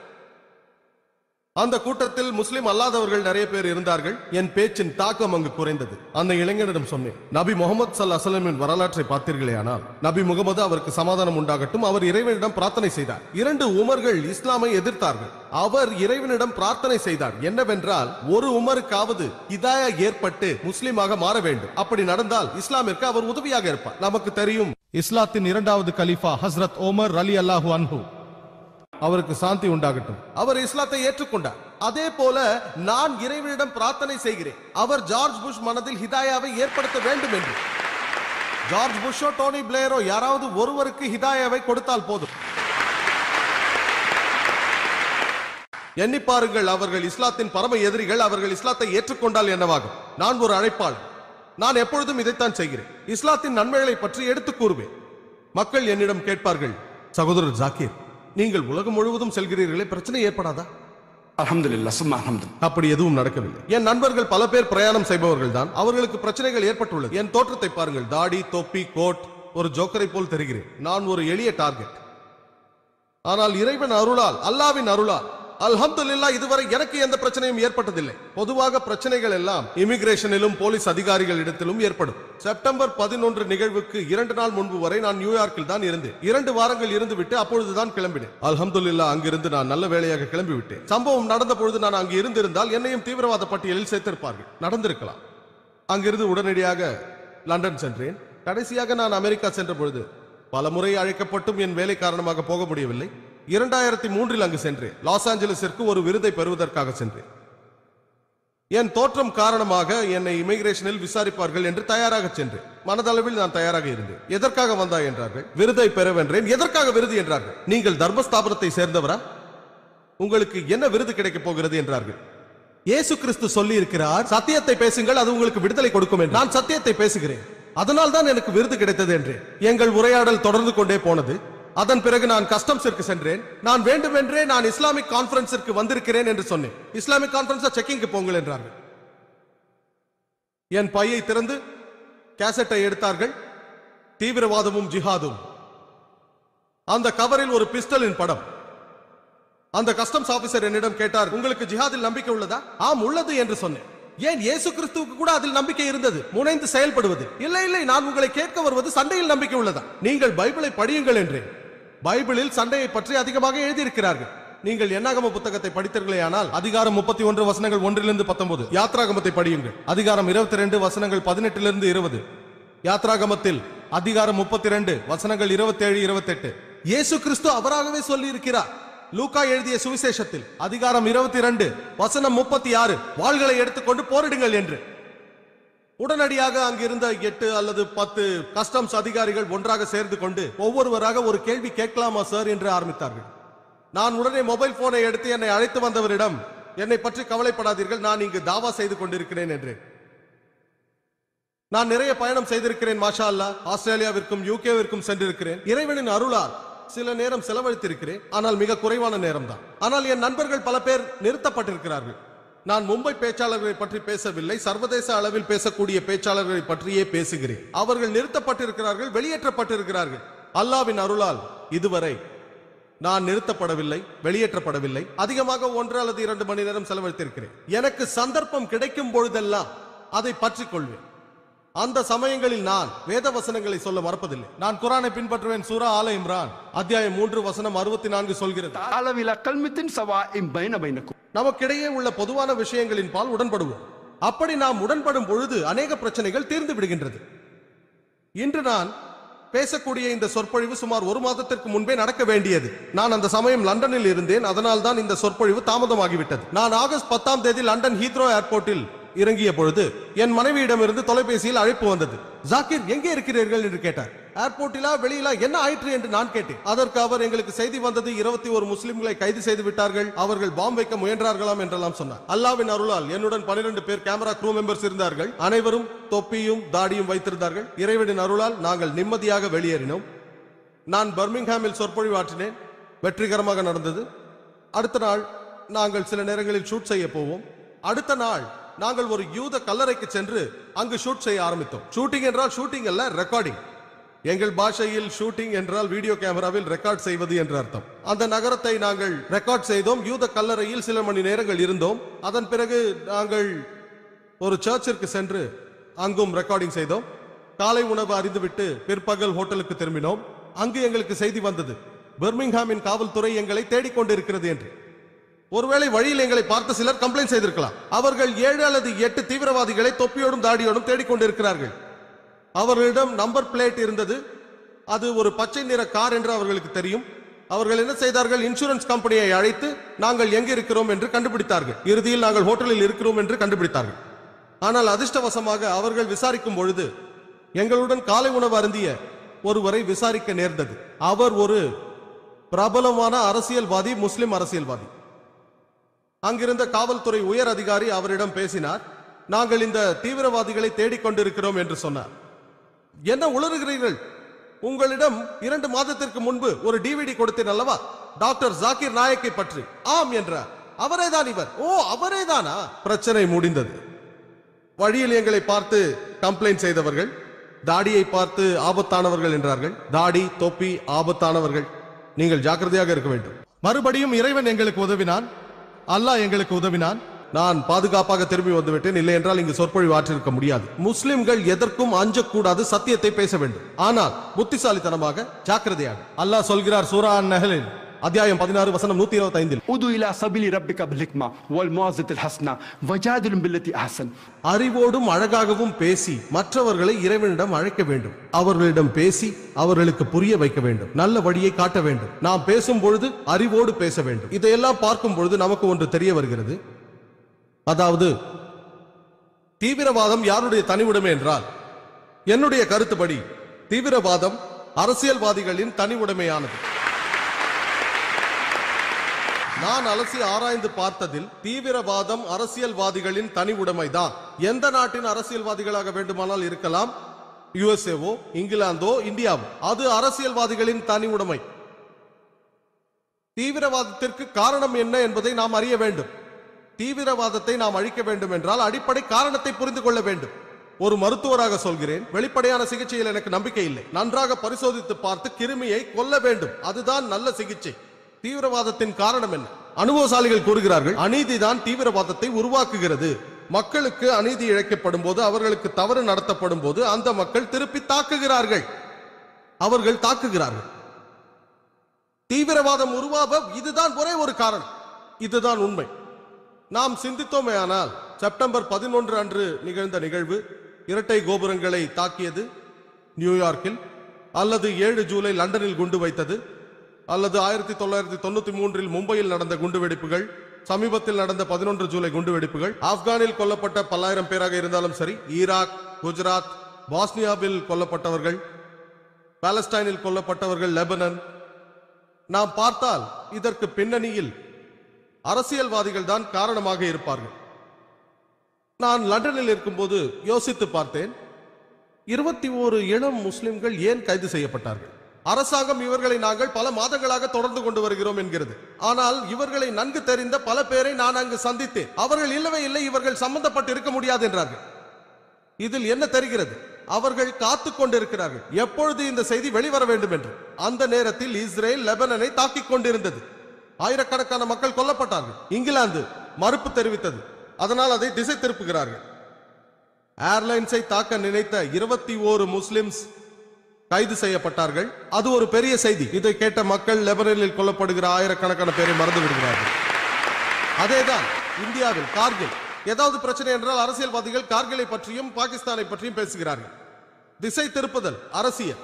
அது எந்த நாடாக இருந்தாலும் சரி. இதற்கு முக்கிய காரணம் அரசியல்வாதிகள் தான். நம் நாட்டை பற்றி தெரியும். 60 ஆண்டுகளுக்கு முன்பு வெள்ளையர்கள் ஆண்டார்கள். அவர்கள் பிரித்தாலும் சூழ்ச்சியையே கடைபிடித்து வந்தார்கள். 50 ஆண்டுகளுக்கு முன்பு நமக்கு சுதந்திரம் கிடைத்தது. ஆனால் துரதிர்ஷ்டவசமாக அவர்கள் சென்றாலும் அவர்கள் சூழ்ச்சியை விட்டுவிட்டார்கள். நம் இந்திய அரசியல்வாதிகள் பிரித்தாலும் சூழ்ச்சியை தொடர்ந்து வருகிறார்கள். ஓட்டு வங்கிக்காக அவர்கள் இதை செய்து வருகிறார்கள். ஆவணங்களை பார்த்தோமேயானால் எந்த நாட்டில் அதிக கலவரங்கள் என்று பார்த்தால் உலகிலேயே அதிகமாக இந்தியாவில் தான் நடக்கிறது. வாரத்திற்கு ஒரு முறையாவது மத கலவரம் நடக்கிறது. மாபெரும் நாடான நம் நாட்டில், மிக சிறந்த மதங்கள் இருக்கும் நாட்டில் அதிகப்படியான கலவரங்கள் மத கலவரங்கள். இதற்கு காரணம் யார் என்று பார்த்தோமேயானால் நேரடியாகவோ மறைமுகமாகவோ அரசியல்வாதிகள் தான். ஓட்டு வங்கிக்காக, பணத்திற்காக, அதிகாரத்திற்காக இதையெல்லாம் செய்கிறார்கள். இல்லை என்றால் சாதாரணமாக நான் நிறைய முஸ்லிம் அல்லாதவர்களை சந்திக்கிறேன். அது என் வேலை, என் ப்ரொஃபஷன். நான் சமயங்களை ஒப்புநோக்கி ஆராயும் மாணவன். நான் பலவிதமான மக்களை சந்திக்கிறேன். சாதாரண ஒரு இந்தியன், இந்துவாக இருந்தாலும் சரி, முஸ்லிமாக இருந்தாலும் சரி, அவர்கள் விரும்புவது ஒருவருக்கொருவர் அன்போடு வாழ வேண்டும். அவர்கள் விரும்புவது அமைதியைத்தான். நம்மிடையே வித்தியாசங்கள் இருக்கலாம், ஆனால் சண்டை போட விரும்பவில்லை. ஆனால் அரசியல்வாதிகள் விரும்புகிறார்கள். இதை எல்லாம் இந்த அரசியல்வாதிகள் தான் செய்கிறார்கள். தங்களது ஓட் பேங்கை நிரப்ப மதங்களுக்கு இடையே வெறுப்பை ஏற்படுத்துகிறார்கள். இதுவரை நடந்த எல்லா கலவரங்களையும் பார்த்தோமேயானால் நேரடியாகவோ மறைமுகமாகவோ அவர்கள் தான் காரணம். நமக்கு தெரியும், அதாவது சில வருடங்களுக்கு முன்பு ஒரு அரசியல் நாடகம் நடந்தது. பாப்ரி மஸ்ஜித் மற்றும் ராம் ஜன்ம பூமி பிரச்சனை. அயோத்தியாவில் நடந்த இந்த நாடகத்தை பற்றி நீங்கள் அறிவீர்கள். அரசியல்வாதிகள் இந்த நாடகத்தை ஆரம்பிப்பதற்கு முன்பு எத்தனை இந்துக்களுக்கோ முஸ்லிம்களுக்கோ இந்த ராம் ஜன்ம பூமி பாப்ரி மஸ்ஜிதை பற்றி தெரியும்? எத்தனை பேருக்கு தெரியும்? எனக்கு இந்த பாப்ரி மஸ்ஜிதை தெரியாது. நான் சாதாரண இந்துவை கேட்ட பொழுது அவருக்கும் இதை பற்றி தெரியாது. அரசியல்வாதிகள் இந்த நாடகத்தை நிறைவேற்றிய பிறகுதான் எல்லோருக்கும் தெரிய வந்தது. நாம் எல்லோருக்கும் தெரியும், 6ஆம் தேதி டிசம்பர் 1992 அந்த இடத்தில் ஒரு பெரிய கூட்டமும் ஊர்வலமும் நடத்தப்பட்டது. சுப்ரீம் கோர்ட் உத்தரவிட்டு இருந்தது, சர்ச்சைக்குரிய இடத்தில் எந்த கூட்டமும் நடத்தக்கூடாது என்று. அரசியல்வாதிகளின் ஒரு சிலர் அரசியல் நாடகத்தை நடத்தினார்கள். ராம் ஜன்ம பூமி மற்றும் பாப்ரி மஸ்ஜித் பிரச்சனையை கிளப்பினார்கள். டிசம்பர் 6ஆம் தேதி அங்கு கூட தீர்மானித்தார்கள். ஆளும் கட்சியினருக்கு நன்றாக தெரியும் உச்ச நீதிமன்றத்தின் தடை இருக்கிறது என்று. அவர்கள் எளிதாக அந்த கூட்டத்தை தடுத்திருக்கலாம், எளிதாக. ஆனால் யோசித்தார்கள், நான் தடுத்தால் ஓட்டை இழக்க வேண்டியிருக்கும், அதனால் கூட்டத்தை நடக்க அனுமதிக்கிறார். கூட்டம் நடக்கிறது. அதன் பிறகு அவர்கள் சொல்கிறார்கள், திடீரென்று அங்கு கூடியிருந்த ஆயிரக்கணக்கான கார் சேவகர்கள் திடீரென்று பாபரி மஸ்ஜிதை இடித்து விட்டார்கள் என்று. திடீரென்று எல்லா சேனல்களிலும் நேரடி ஒளிபரப்பு நடந்து கொண்டிருந்தது. நமக்கு தெரியும், திரிசூலத்தையும் லட்டியையும் கொண்டு ஒரு பெரிய கட்டிடத்தை இடிக்க முடியுமா? முடியாது. அவர்கள் குண்டு வைத்து தகர்த்திருக்கிறார்கள். ஏற்கனவே திட்டமிட்டு செய்திருக்கிறார்கள். அவர்கள் குண்டு வைத்து செய்திருக்கிறார்கள். யார் வேண்டுமானாலும் பார்க்கலாம். நீங்கள் மிலிட்டரி ஸ்பெஷலிஸ்டாக இருக்க வேண்டிய அவசியம் இல்லை, கண்களால் பார்க்கலாம். அங்கு குண்டு வைத்திருக்கிறார்கள். அப்படித்தான் கட்டிடம் விழுந்தது, லாட்டியாலும் திரிசூலத்தாலும் அல்ல. ஒருவேளை ஜார்ஜ் புஷ் டிசம்பர் 6ஆம் தேதி 1992 நடந்த சம்பவத்தை பார்த்து செப்டம்பர் 11, 2001 முன் உதாரணமாக எடுத்து செய்திருக்கிறார். நேரமில்லாத காரணத்தால் இதை பற்றி விரிவாக பேச முடியாது. அதுவே ஒரு பெரிய சொற்பொழிவு. 2001 நடந்த உள் விவகாரம். நிறைய அமெரிக்கர்கள் இதை பற்றி பேசிவிட்டார்கள். ஒருவேளை இதை பார்த்து அவருக்கு யோசனை கிடைத்திருக்கலாம், இதை நாம் நியூயார்க்கிலும் செய்யலாம் என்று. அதன் பிறகு என்ன நடந்தது? கலவரம் ஏற்பட்டது. நாடு முழுவதும் கலவரம் ஏற்பட்டது. நாட்டு பிரிவினைக்கு பிறகு நடந்த பெரிய கலவரம். நாடு முழுவதும் பல்லாயிரக்கணக்கான அப்பாவி மக்கள் கொல்லப்பட்டார்கள். அதில் பெரும்பாலானோர் முஸ்லிம்கள். யாரை குற்றம் சொல்வது? அப்பாவி இந்தியர்களை. அரசியல்வாதிகளால் அவர்கள் தூண்டிவிடப்பட்டார்கள். சண்டை போடுங்கள், மற்ற மதத்தாரை கொல்லுங்கள். தூண்டிவிடப்பட்ட அப்பாவி மக்கள் தூண்டிவிடப்பட்டார்கள், கலவரத்தில் ஈடுபட்டார்கள். நாம் எல்லோருக்கும் தெரியும், பாம்பே அதிகமாக பாதிக்கப்பட்ட நகரம் பாம்பே தான். பிரிவினையின் போது கூட பாம்பேவில் நடந்த கலவரம் பாம்பேவின் வரலாற்றிலேயே மிகப்பெரிய கலவரம். பிரிவினையின் போது கூட இத்தனை பேர் கொல்லப்படவில்லை. ஆனால் 92லும் 93லும் பாம்பேயில் அதிகம் பேர் கொல்லப்பட்டார்கள். காவல் அதிகாரிகள் நினைத்திருந்தால் இந்த கலவரத்தை சுலபமாக நிறுத்தி இருக்கலாம். சுலபமாக ரிசர்வ் போலீஸின் உதவியோடும் மிலிட்டரியின் உதவியோடும் எளிதாக அவர்கள் தடுத்திருக்கலாம். ஆனால் அவர்கள் தடுக்கவில்லை, அமைதியாக வேடிக்கை பார்த்துக் கொண்டிருந்தார்கள். சில நல்லவர்கள் முயன்றார்கள், ஆனால் முடியவில்லை. ஆனால் அதிகம் பேர் வேடிக்கை பார்த்துக் கொண்டிருந்தார்கள். சிலர் அதில் கலந்தும் கொண்டார்கள். எனக்கு தெரியும், காவல்துறை அரசியல்வாதிகளால் கட்டுப்படுத்தப்படுகிறது. அவர்கள் ஏதாவது செய்ய முயன்றால் அரசியல்வாதிகள் நடுவில் வருவார்கள். அதனால் மீண்டும் பழி அரசியல்வாதிகள் மீதே போகிறது. அதன் பிறகு அரசாங்கம் ஒரு நீதிபதி ஆணையத்தை விசாரணைக்கு அமைத்தது, முஸ்லிம்களை திருப்திப்படுத்த. அவர்கள் ஜஸ்டிஸ் ஸ்ரீகிருஷ்ணாவை நியமித்தார்கள். அதை பிரபலமாக ஸ்ரீகிருஷ்ணா கமிஷன் என்று அழைத்தார்கள். நமக்கு தெரியும், ஜஸ்டிஸ் ஸ்ரீகிருஷ்ணா அப்பொழுதும் இப்பொழுதும் ஒரு உண்மையான இந்து பக்திமான். அதே நேரத்தில் அவர் ஒரு நீதிமான், நேர்மையானவரும் கூட. நமது விருந்தினர் ஹோஸ்பட் சுரேஷை போல ஒரு நீதி உள்ள நேர்மையான நீதிபதி அவர். அவர் தீர்ப்பளித்தார். அரசாங்கம் அதை ஏற்கவில்லை.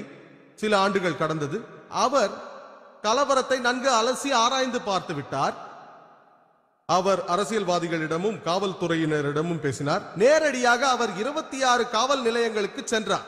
எல்லா ஆவணங்களையும் சரிபார்த்தார். எல்லா காவல் அதிகாரிகளிடமும் பேசினார். பாதிக்கப்பட்டோரிடம் பேசினார். மீடியாவிடம் பேசினார். இவ்வளவு சிரமம் மேற்கொண்டு அவர் செய்த ஆய்வின் அடிப்படையில் இந்த டேமிங் வெர்டிக்ட் நமக்கு கிடைத்திருக்கிறது. இந்த கலவரங்களை எப்படி தடுப்பது என்றும் அவர் இந்த புத்தகத்தில் சொல்லியிருக்கிறார். ஆனால் இதற்கெல்லாம் நேரம் எடுக்கிறது. இந்த தீர்ப்பு வந்த பிறகு அரசாங்கம் சொல்கிறது போனது போகட்டும். ஏனென்றால் அவர்களுக்கு தெரியும், தீர்ப்பை நிறைவேற்றினால் ஓட்டு வங்கியை இழக்க கூடும் என்று பயந்தார்கள். முஸ்லிம்களை திருப்திப்படுத்த அந்த நேரத்தில் ஆணையத்தை அமைத்தார்கள். எத்தனை ஆணையங்களோ எனக்கு தெரியவில்லை. எத்தனை ஆணையங்களின் தீர்ப்பு நிறைவேற்றப்பட்டிருக்கிறது? ஜஸ்டிஸ் ஹோஸ்பட் சுரேஷ் தான் சொல்ல வேண்டும். எத்தனை தீர்ப்புகள் நிறைவேற்றப்பட்டிருக்கிறது? இதெல்லாம் ஒரு கண்துடைப்பு நாடகம். நமக்கு தெரியும், இதுதான் காலம் கடத்தும் யுக்தி. அப்பாவி இந்தியர்கள், குறிப்பாக பாதிக்கப்பட்ட முஸ்லிம்கள், எங்களுக்கு இந்தியாவின் சட்டத்தின் மீது நம்பிக்கை இருக்கிறது.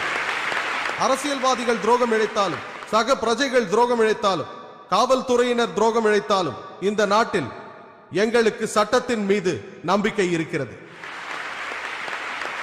இறுதியாக எங்களுக்கு தெரியும், அநேக அப்பாவி மக்கள் ஒருவேளை கைது செய்யப்பட்டிருந்தால் அவர்கள் விடுவிக்கப்படுகிறார்கள். ஆனால் அவர்களுக்கு ஏற்பட்ட பாதிப்பு, அதை சரி செய்ய முடியாது. சில நாட்களுக்கு பிறகு, சில மாதங்களுக்கு பிறகு தெரிய வருகிறது. மார்ச் 12ஆம் தேதி 1993 13 இடங்களில் மும்பையில் தொடர் குண்டு வெடிப்பு நடக்கிறது, பாம்பே. அதில் 250க்கும் மேற்பட்ட மும்பை வாசிகள் கொல்லப்பட்டார்கள். 250க்கும் மேற்பட்ட அப்பாவிகள் கொல்லப்பட்டார்கள். 700க்கும் மேற்பட்ட அப்பாவி மக்கள் காயமடைந்தார்கள். எதிர்க்கட்சியினர் ஏதேதோ பேசினார்கள். ஜஸ்டிஸ் ஸ்ரீகிருஷ்ணா கூறினார், இது ஒரு திட்டமிட்ட செயல் அல்ல, இது ஒரு எதிர் தாக்குதல் தான். 1500 அப்பாவி முஸ்லிம்கள் கொல்லப்பட்டார்கள் மும்பையில். 1500க்கும் மேல். டிசம்பர் 92லும் 93லும் அப்பாவி முஸ்லிம்கள் அநேக பேர் கொல்லப்பட்டார்கள். அதற்கான எதிர் தாக்குதல். அதிகாரிகளும் காவல்துறையினரும் இதை செய்தது முஸ்லிம்கள் நிழல் தாதாக்களின் உதவியோடு செய்தார்கள் என்றார். அப்படித்தான் குண்டுவெடிப்பு நடந்தது. அவர்கள் சொன்னதும் எல்லோரும் ஒப்புக்கொண்டார்கள். கமிஷனரும் ஒப்புக்கொண்டார், இது ஒரு எதிர் தாக்குதல், மும்பையில் நடந்ததற்கு எதிர் தாக்குதல் என்று. நமக்கு தெரியும், 1992லும் 93லும் நடந்த கலவரங்களுக்கு பிறகு முஸ்லிம்கள் தெருவில் நடப்பதே கஷ்டமாகி போய்விட்டது. ட்ரெயினில் செல்வது கஷ்டமாகிவிட்டது, பஸ்ஸில் செல்வது கஷ்டமாகிவிட்டது. முஸ்லிம் இல்லாத இடங்களில் வேலை செய்வது கஷ்டம். அவர்களை கேவலப்படுத்தி கிண்டல் செய்தார்கள். உடனடியாக 12 மார்ச் குண்டு வெடிப்பிற்கு பிறகு ஒரு மிகப்பெரிய மாறுதல் ஏற்பட்டது. அப்பாவிகளை கொல்வது தவறு என்று அநேக முஸ்லிம்களுக்கு தெரியும். இருந்தாலும் இந்த குண்டு வெடிப்பை நிகழ்த்தியவர்களை பற்றி சந்தோஷப்பட்டார், உள்ளூர மகிழ்ச்சி அடைந்தார்கள். இஸ்லாத்தில் 2 தவறுகள் ஒன்றை சரி செய்யாது. இஸ்லாம் இந்த செயலை கண்டிக்கிறது. அப்பாவி மக்கள் கொல்லப்படுவதை கண்டிக்கிறது. உங்களுக்கு யாரோ அநீதி இழைத்து விட்டார் என்பதற்காக அப்பாவி மக்களை கொல்வது தவறு. நீங்கள் ஒரே இனத்தாராக இருந்தாலும் இன்னொருவரை கொல்ல முடியாது. இஸ்லாம் இதை கண்டிக்கிறது. இதை யார் செய்தாலும், முஸ்லிமோ முஸ்லிம் அல்லாதவரும், 250 அப்பாவி மக்களை கொன்றவர் யாராக இருந்தாலும் 12 மார்ச் 1993 அன்று இஸ்லாம் அதை கண்டிக்கிறது. அநேக முஸ்லிம்களுக்கு தெரியும் அப்பாவி மக்களை கொல்வது ஹராம் என்றும் கண்டிக்கத்தக்கது என்றும். இருப்பினும் அவர்கள் மகிழ்ந்தார்கள். ஆனால் நீங்கள் தவறுகளை பயன்படுத்தி சரியான இலக்கை அடையக்கூடாது, அது தவறு. இஸ்லாம் அதை ஆதரிக்காது. நீங்கள் தவறான வழியை தேர்ந்தெடுத்து சரியான இலக்கை அடையக்கூடாது. இதை நியாயப்படுத்தவே முடியாது. நமக்கு தெரியும் முஸ்லிம்கள் கொடுமைப்படுத்தப்பட்டார்கள், கொல்லப்பட்டார்கள் என்று. ஆனால் அப்பாவி மக்கள் கொல்லப்படுவதை நியாயப்படுத்த முடியாது. சிந்தித்து பாருங்கள், அந்த 250 அப்பாவி மக்களின் குடும்பத்தினருக்கு முஸ்லிம்கள் தான் கொன்றார்கள் என்று தெரிய வந்தால் இது எந்த விதமான மதம் என்று கேட்பார்கள். நாங்கள் என்ன குற்றம் செய்தோம்? நாங்கள் கொடுமை செய்தோமா? உங்களுக்கு தீங்கு இழைத்தவனை பிடித்து அவனை நியாயம் தீர்த்தால் அதில் தவறு இல்லை, அவனுக்கு தண்டனை கொடுக்கலாம். எல்லா மதங்களும் இதை ஆதரிக்கும். தெருவில் கொல்லப்பட்ட அப்பாவி மக்கள், அவர்கள் என்ன தீங்கு இழைத்தார்கள்? சிந்தியுங்கள், அவர்கள் இஸ்லாமிற்கு நிரந்தர எதிரியாக மாறிவிடுவார்கள். எந்த ஒரு அப்பாவி கொல்லப்படுவதையும் இஸ்லாம் ஆதரிக்காது, நியாயப்படுத்தாது. அது கண்டிக்கத்தக்கது. நாம் இந்த தொடர் நிகழ்வுகளை பார்த்தோமேயானால் யாரை குற்றம் சொல்வது? நமக்கு தெரிய வரும், தடுப்பதுதான் சிகிச்சையை விட நல்லதென்று. யாரை குற்றம் சொல்வது? நடந்த நிகழ்வுகளை பார்க்கும் பொழுது நமக்கு தெரிய வரும், அதாவது எதிர்க்கட்சி அரசியல்வாதிகள், எதிர்க்கட்சியில் இருக்கும் அரசியல்வாதிகள் பாபரி மஸ்ஜிதையும் ராம் ஜன்ம பூமியையும் ஒரு அரசியல் மேடையாக அமைத்திருக்காவிட்டால் 93 நடந்த மும்பை குண்டு வெடிப்புகள் நடந்தே இருக்காது. அதன் பிறகு ஆட்சியில் இருந்த அரசியல்வாதிகள் கூட்டம் நடப்பதை எளிதாக தடுத்திருக்க முடியும். பாபரி மஸ்ஜித் இடிக்கப்படுவதை எளிதாக தடுத்திருக்க முடியும். எளிதாக. சுப்ரீம் கோர்ட்டின் தீர்ப்பு இருந்தது, மிலிட்டரி இருந்தது, போலீஸ் இருந்தது. ஆனால் பயந்தார்கள். அதை தடுத்தால் ஓட்டு வங்கியை இழக்கக்கூடும். அதை நடக்க விட்டார்கள். இரண்டாவது பொறுப்பாளிகள் ஆட்சியில் இருந்த அரசியல்வாதிகள். மூன்றாவது அப்பாவி இந்தியர்கள். அவர்கள் முஸ்லிம்களுக்கு எதிராக தூண்டப்படுகிறார்கள். அவர்கள் ஆயிரக்கணக்கான முஸ்லிம்களை கொன்று குவிக்கிறார்கள். அவர்களும் பொறுப்பாளிகள் தான். ஆனால் அவர்கள் அப்பாவி மக்கள். நான்காவது பொறுப்பாளிகள் காவல்துறையினர். அவர்கள் நினைத்திருந்தால் மும்பை கலவரத்தை எளிதாக தடுத்திருக்க முடியும். இந்தியாவில் எங்கு நடந்தாலும் தடுக்க முடியும். நாம் சாதாரண மக்கள், நமக்கு மிலிட்டரி ட்ரைனிங் கிடையாது. நம்மால் காவல்துறையோடு சண்டை போட முடியாது. சுலபமாக எந்த நகரத்தில் இருக்கும் காவல்துறையினரும், அதுவும் மும்பையில், கலவரத்தை நிறுத்தி இருக்கலாம் எளிதாக. தீவிரவாதத்தை தடுப்பது கடினம், அதை பற்றி பிறகு பேசுகிறேன். ஆனால் கலவரங்களை தடுக்கலாம் எளிதாக. ஆனால் அவர்கள் செய்யவில்லை. சிலருக்கு பயம். சில பேர் தைரியமாக சென்று அப்பாவி மக்களுக்கு உதவினார்கள். ஆனால் அநேகர் அமைதியாக வேடிக்கை பார்த்துக் கொண்டிருந்தார்கள். சிலர் கலவரத்தில் கலந்தும் கொண்டார்கள். சிலர் மனதில் பயம் இருந்தது. என்ன பயம்? அரசியல்வாதிகளை எதிர்த்தால் நம்மை டிரான்ஸ்பர் செய்து விடுவார்கள் என்று. அவர்களையும் குற்றம் சொல்ல வேண்டும். நான்காவது காவல்துறையினர், அவர்களும் பொறுப்பு. ஐந்தாவது, இறுதியாக ஆனால் முக்கியமாக, குண்டு வைத்த அந்த நபர்கள் தவறான வழியை கையாண்டு சரியான இலக்கை அடைய இஸ்லாம் ஒருபோதும் அனுமதிக்காது. இந்த 5 பேரையும் சரிசமமாக குற்றம் சொல்ல வேண்டும். நீங்கள் தீவிரவாத தாக்குதலை தடுக்க வேண்டும் என்றால் அடிப்படை காரணத்தை ஆராயுங்கள். அநீதியை நிறுத்துங்கள். ஒரு சில மக்களுக்கு இழைக்கும் தவறுகளை நிறுத்துங்கள். தீவிரவாதம் நின்றுவிடும். குண்டு வெடிப்பை தடுப்பது காவல்துறைக்கு கடினமான ஒன்று. நமக்கு தெரியும், நமக்கு புரிகிறது. அது எளிதல்ல, கஷ்டமான விஷயம். ஆனால் கலவரத்தை நிறுத்துவது எளிதான விஷயம். அதே போல இந்தியாவில் நடந்த பல கலவரங்களை பார்க்கும் பொழுது இதே காரணங்கள், அதே ஆட்கள் தான். சில குறிப்புகள் வித்தியாசப்படலாம். அதே ஆட்கள் தான் ஈடுபடுகிறார்கள். இன்னொரு உதாரணம், இந்த சம்பவம் சாபர்மதி எக்ஸ்பிரஸின் ஒரு கோச் எரிக்கப்பட்ட பிறகு கோத்ராவில் நடந்தது. அது நடந்தது பிப்ரவரி 26, 2002. நம் எல்லோருக்கும் தெரியும், எதுவும் மறைக்கப்படவில்லை. எல்லோரும் அறிந்த ஒரு ரகசியம். அதாவது இந்த ட்ரெயின் எரிக்கப்பட்ட அந்த கோச் அறிவியல் ஆராய்ச்சி தடயங்கள் படி, சூழ்நிலை சாட்சியங்கள் படி அந்த கோச் உள்ளிருந்து எரிக்கப்பட்டது என்று நமக்கு தெரிய வருகிறது. இதற்கு நிறைய ஆதாரங்கள் உண்டு. ஆனால் எல்லாமே முன்பாக திட்டமிடப்பட்டிருந்தது. முஸ்லிம்கள் தூண்டப்பட்டார்கள், அங்கு கூட்டம் சேர்ந்தது. ஆனால் அவர்கள் கொல்லவில்லை. அவர்கள் அப்பாவி மக்களை கொல்லவில்லை. அவர்கள் சொல்கிறார்கள் 59 கார் சேவகர்கள் அங்கு இறந்திருக்கிறார்கள் என்று. அதில் சந்தேகம் இருக்கிறது. சில பேர் அந்த சம்பவத்தில் இறந்திருக்கலாம். இறந்து விட்டார்கள் என்று நினைத்த சில பேர் உயிருடன் இருந்தார்கள். வாக்குமூலங்களை மாற்றிக்கொண்டே இருந்தார்கள். அதனால் இது ஒரு உள்வேலைதான். பாபரி மஸ்ஜித் உள்வேலை, செப்டம்பர் 11 உள்வேலை, கோத்ராவும் உள்வேலைதான். இதற்கெல்லாம் காரணம் அரசியல்வாதிகள். உடனடியாக அடுத்த நாளில் இருந்து பிப்ரவரி 27, 2002 எதிர்த்தாக்குதல் இல்லை, திட்டமிடப்பட்டது. அரசாங்க மேற்பார்வையோடு அப்பாவி முஸ்லிம்களை குஜராத்தில் கொன்று குவித்தார்கள். எதேச்சையாக நடக்கவில்லை, எல்லாம் திட்டமிடப்பட்டது. பிறகு அப்பாவி குஜராத் மக்கள் தூண்டிவிடப்பட்டார்கள். அவர்களுக்கு பணம் கொடுத்தார்கள். அதற்கு ஆதாரம் இருக்கிறது. ஆயிரக்கணக்கான முஸ்லிம்களை கொல்வதற்காக பணம் கொடுத்தார்கள். குஜராத் அரசாங்கத்தின் கணக்கின்படி 793 முஸ்லிம்கள் கொல்லப்பட்டார்கள், 253 இந்துக்கள் கொல்லப்பட்டார்கள். ஆனால் அநேக மனித உரிமை அமைப்புகளின் கணக்குப்படி ஏறக்குறைய 2000 2500 அப்பாவி மக்கள் கொல்லப்பட்டார்கள். அதில் அநேகர் முஸ்லிம்கள் தான். இன்னொரு ஆவணம் 5000க்கும் மேற்பட்ட அப்பாவி முஸ்லிம்கள் கொல்லப்பட்டார்கள் என்கிறது. ஆயிரக்கணக்கான முஸ்லிம் பெண்கள் கற்பழிக்கப்பட்டார்கள். ஆயிரக்கணக்கான முஸ்லிம்கள் தங்கள் வீட்டை விட்டு வெளியேற்றப்பட்டார்கள். அவர்கள் வீடுகள் கொள்ளையடிக்கப்பட்டு எரிக்கப்பட்டது. ஆயிரக்கணக்கான முஸ்லிம்களின் வியாபார இடங்கள் எரிக்கப்பட்டது, கொள்ளையடிக்கப்பட்டது. முற்றுமாக அழிந்து போனார்கள்.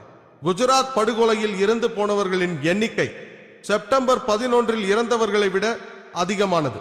அவர்களுக்கு ஏற்பட்ட இழப்பானது அதை கணக்கிட்டால் செப்டம்பர் 11 விட மிகவும் அதிகமானது. இருப்பினும் ஜார்ஜ் புஷை பொறுத்தவரை குஜராத் படுகொலையை செய்தவர்கள் தீவிரவாதிகள் அல்ல. அமெரிக்கர்கள் பாதிக்கப்பட்டால் மட்டும் மிகப்பெரிய பிரச்சனை. நமக்கு தெரியும், அநேக ஆதாரங்கள் உள்ளன. அநேக ஆதாரங்கள் இலக்கிய வடிவிலும் இருக்கின்றன. செய்தித்தாள்கள், புத்தகங்கள், கம்யூனிசத்தால் ஏற்பட்ட கேடுகள். நம்மிடத்தில் வீடியோ, விசிடி, டிவிடி எல்லாமே ரெக்கார்ட் செய்யப்பட்டுள்ளது. எல்லாவற்றிலும் குற்றவாளிகளை பற்றி ரெக்கார்ட் செய்யப்பட்டுள்ளது. ஆனால் எந்த நடவடிக்கையும் இல்லை. ஏன் நீதித்துறையும் கூட சொல்ல வருத்தமாக உள்ளது, குஜராத்தில் தோற்றுவிட்டது. அவர்கள் அரசியல்வாதிகளின் கட்டாயத்திற்கு இணங்கிவிட்டதாக நான் கருதுகிறேன். எந்த அளவுக்கு என்றால், குஜராத் உயர் நீதிமன்றத்திற்கு எதிராக இந்தியாவின் உச்ச நீதிமன்றம் குற்றம் சொல்லும் அளவுக்கு குஜராத்தின் நீதித்துறை செயலிழந்து விட்டது. எனக்கு தெரிந்து இதற்கு காரணம் அரசியல்வாதிகள் தான். இந்தியாவின் உச்ச நீதிமன்றம் குஜராத் உயர் நீதிமன்றம் அளித்த தீர்ப்பு தவறானது என்று குற்றம் சாட்டியது. எனக்கு தெரிந்து ஒருவேளை அரசியல்வாதிகள் அதிகாரத்தை பயன்படுத்தி, கற்பனை செய்து பாருங்கள், நமக்கு என்ன தெரிய வருகிறது? சில மாதங்கள் கழித்து அக்ஷர்தாம் கோவிலில் நடந்த படுகொலைகள், 2 பேர் கைது செய்யப்பட்டார்கள், அவர்கள் கொல்லப்பட்டார்கள், அவர்களை முஸ்லிம் என்றார்கள். அதிகாரிகள் சொன்னார்கள், இவர்கள் பழிவாங்கும் எண்ணத்தோடு இங்கிருக்கும் மக்களை கொன்றிருக்கிறார்கள் என்று அவர்கள் சொன்னார்கள். இது எல்லாமே எதிர் தாக்குதல் தான் என்று அவர்கள் சொன்னார்கள். இஸ்லாம் இதை நியாயப்படுத்தாது. அவர்கள் காரணங்கள் கூறலாம். இந்த தாக்குதலை நடத்தியவர்கள் காரணம் கூறலாம், மற்ற இடங்களில் நடத்தியவர்களும் கூறலாம். அவர்கள் சொல்லும் காரணம், எங்கள் கண் முன்னே ஆயிரக்கணக்கான குடும்பத்தினர் கொல்லப்பட்டார்கள், எங்கள் தாயும் சகோதரிகளும் எங்கள் கண் முன்னே கற்பழிக்கப்பட்டார்கள், கொள்ளையடிக்கப்பட்டார்கள். பக்கத்தில் இருப்பவன் தான் இதை செய்திருக்கிறார் என்று தெரியும். ஒரே தெருவில் இருப்பவராக இருக்கலாம், அவரை அவ்வப்போது சந்திக்க நேரிடுகிறது. ஆனால் அவரை காணும் பொழுது துன்பங்களும் துயரங்களும் நினைவுக்கு வருகிறது.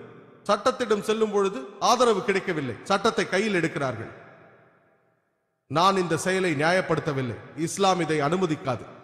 சட்டத்தை கையில் எடுத்துக்கொண்டு மற்ற அப்பாவி மக்களை கொள்கிறார்கள். இஸ்லாம் இதை நியாயப்படுத்தாது. அவர்கள் இதை நியாயப்படுத்துகிறார்கள். எங்கள் தாய் கற்பழிக்கப்பட்டார் என்கிறார்கள். குற்றவாளி யார் என்று தெரியும், எங்கள் கண் முன்னாலேயே நடந்தது, யாரும் நடவடிக்கை எடுக்கவில்லை, அதனால் சட்டத்தை கையில் எடுத்துக் கொள்கிறார்கள்.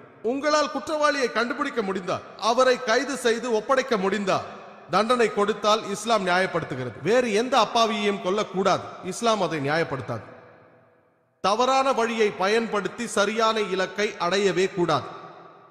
அவர்கள் மீது நமக்கு அனுதாபம் இருந்தாலும் இஸ்லாத்தின் படி அது ஒரு தவறான செயல் என்றுதான் நான் சொல்வேன். இதை நியாயப்படுத்த முடியாது. அப்பாவி மக்களை கொல்லக்கூடாது. யோசித்து பாருங்கள், நூற்றுக்கணக்கான அப்பாவி மக்கள் கொல்லப்படுகிறார்கள் எதிர் தாக்குதல் என்ற பெயரில்.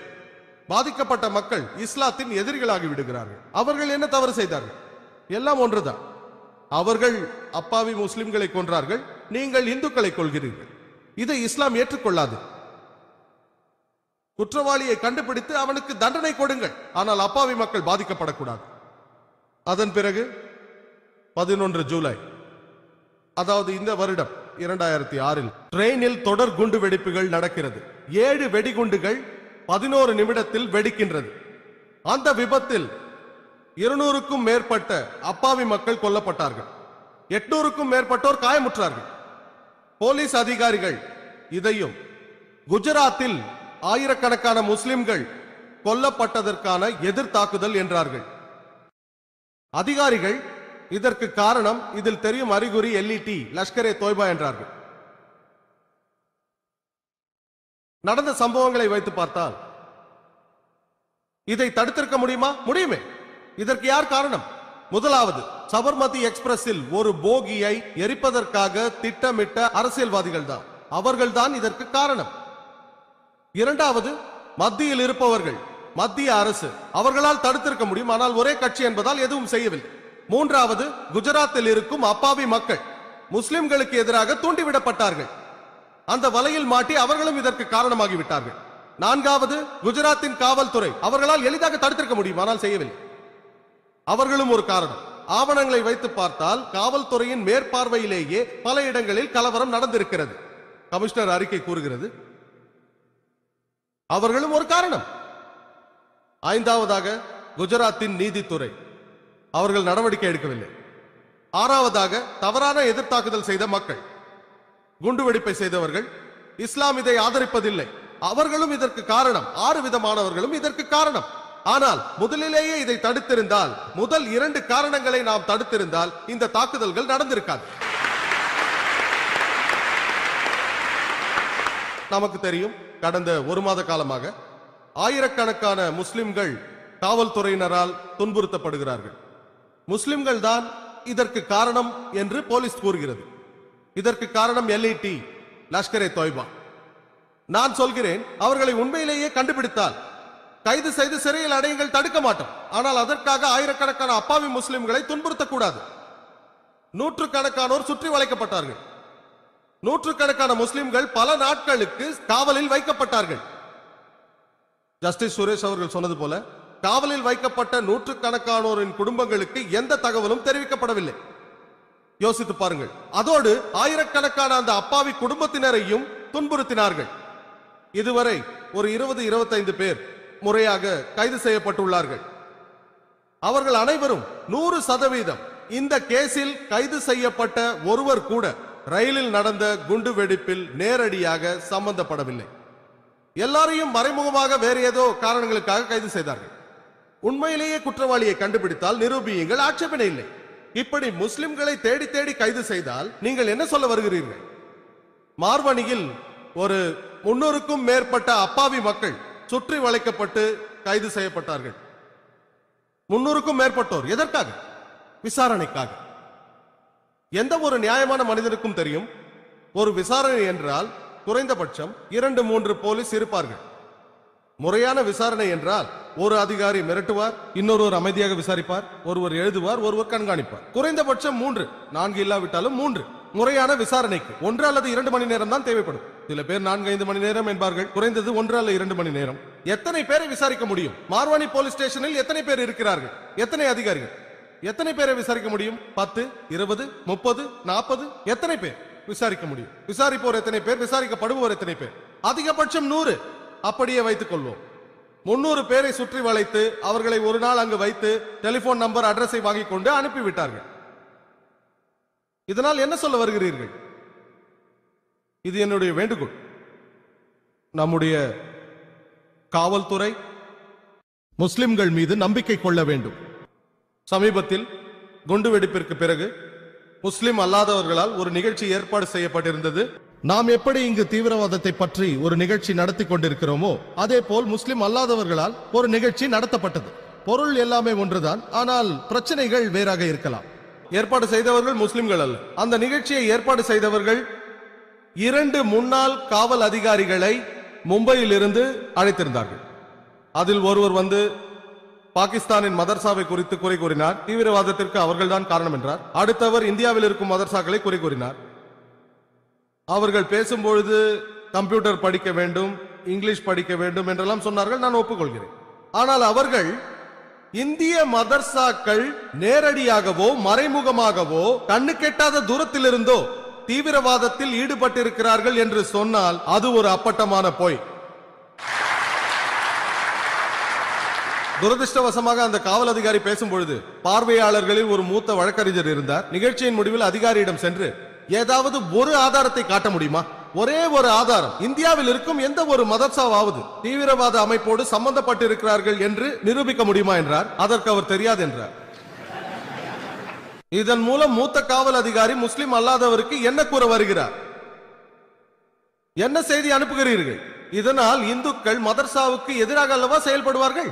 ஒரு மூத்த காவல் அதிகாரியின் பொறுப்பற்ற பேச்சு விரும்பத்தகாத விளைவுகளை ஏற்படுத்தும். நான் வார்த்தைகளை அளந்து பேசுகிறேன். அவர் பெயரை நான் கூற விரும்பவில்லை, ஏனென்றால் நான் ஒரு பொறுப்பான பிரஜை. நீங்கள் என்ன செய்தி அனுப்புகிறீர்கள்? நீங்கள் சொல்வதை போல மதர்சாக்கள் இந்தியாவில் இல்லை. அவைகள் கல்வி நிறுவனங்கள். நீங்கள் அதை ஏற்காமல் இருக்கலாம். அங்கு ஆங்கிலம் தேவைதான், நவீன முறைகள் தேவைதான். நான் மதர்சாவுடன் பேசி கல்வி தேவை, அறிவு தேவை என்று சொல்லுகிறேன். ஓகே, ஆங்கிலம் படியுங்கள், கம்ப்யூட்டர் படியுங்கள், அதெல்லாம் சரி. அதற்காக அவர்கள் நேரடியாகவோ மறைமுகமாகவோ தீவிரவாதத்தில் ஈடுபடுகிறார்கள் என்று சொன்னால் அது அப்பட்டமான பொய். என்ன நடக்கிறது, என்ன செய்தி கூறுகிறீர்கள்? நமக்கு தெரியும், நூற்றுக்கணக்கான அப்பாவி முஸ்லிம்கள் காவலில் வைக்கப்பட்டார்கள், பலர் கைது செய்யப்பட்டார்கள்.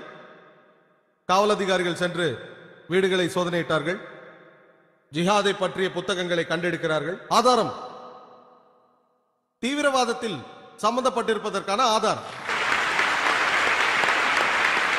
மும்பையின் மீடியா அறிவித்தது, இதே புத்தகங்கள் முகமது அலி ரோட்டில் பல வருடங்களாக விற்கப்பட்டு வருகிறது.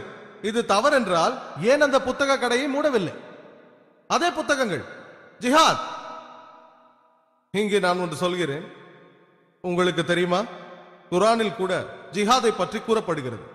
இது அநேகமாக எல்லா முஸ்லிம் வீடுகளிலும் குரான் இருக்கிறது.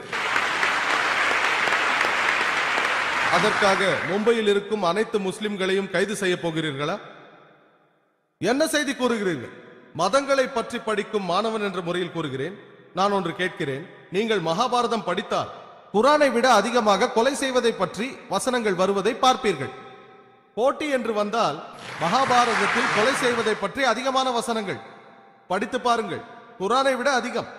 பகவத்கீதை அது வெறும் அறிவுரை தான். கிருஷ்ணன் அர்ஜுனனுக்கு கூறுகிறார். அர்ஜுனன் சொல்கிறார், நான் எப்படி என் ஒன்று விட்ட சகோதரருடன் சண்டையிடுவேன் என்று. பகவத்கீதை அத்தியாயம் 1 வசனங்கள் 43 46 வரை போர்க்களத்தில் ஆயுதங்களை வைத்துவிட்டு கூறுகிறார், ஆயுதங்கள் இல்லாமல் மடிவேனே தவிர சகோதரர்களை எதிர்க்க மாட்டேன் என்கிறார். உடனே பகவத்கீதா அத்தியாயம் 2 வசனம் 2, ஸ்ரீ கிருஷ்ணன் அர்ஜுனனை பார்த்து, நீ எப்படி ஆண்மையற்றவனாக இருக்கிறாய் என்று கேட்டார். இதை பற்றி விரிவாக பேச நேரம் இல்லாததால் நீங்கள் என் வீடியோ டேப்பை பாருங்கள். போரிடுவதுதான் சத்திரியனுடைய கடமை என்று கூறுகிறார்.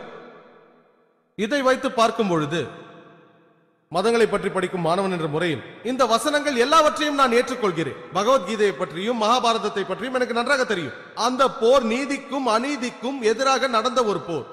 அந்த போர் உண்மைக்கும் பொய்க்கும் இடையே நடந்த போர். பகவத்கீதையிலும் மகாபாரதத்திலும் சொல்வது என்னவென்றால், பொய்மையை எதிர்த்து நீ போராடு, அநீதியை எதிர்த்து நில். அது உன் சகோதரனாக இருந்தாலும் சரி, பிரச்சனை இல்லை, குடும்பத்தினராக இருந்தாலும் பிரச்சனை இல்லை, நான் உடன்படுகிறேன். குரானும் அதைத்தானே கூறுகிறது. என்னுடைய வேண்டுகோள் என்னவென்றால், காவல் அதிகாரிகளுக்கும் இந்நாட்டு மக்களின் மதங்களை பற்றி போதிக்கப்பட வேண்டும். எனக்கு சந்தர்ப்பம் கிடைக்கும் போதெல்லாம் கடந்த சில வருடங்களாக முஸ்லிம் அல்லாத பல காவல் அதிகாரிகளிடம் நான் பேசியிருக்கிறேன். மூத்த அதிகாரிகள் மும்பையில், பெங்களூரில், இந்தியாவின் பல நகரங்களில்.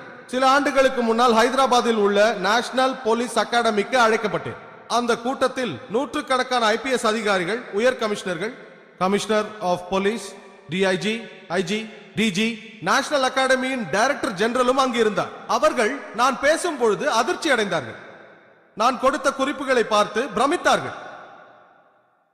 பல்வேறு மதங்களின் போதனைகள் என்னவென்று தெரிந்திருக்க வேண்டும். இப்பொழுது நான் மகாபாரதத்திலும் கீதையிலும் இருக்கும் வசனங்களை தவறாக எடுத்து கூறினால் கண்டிப்பாக பிரச்சனைகள் வரும் அல்லவா? நாம் மற்ற மதங்களை புரிந்து கொள்ள வேண்டும்.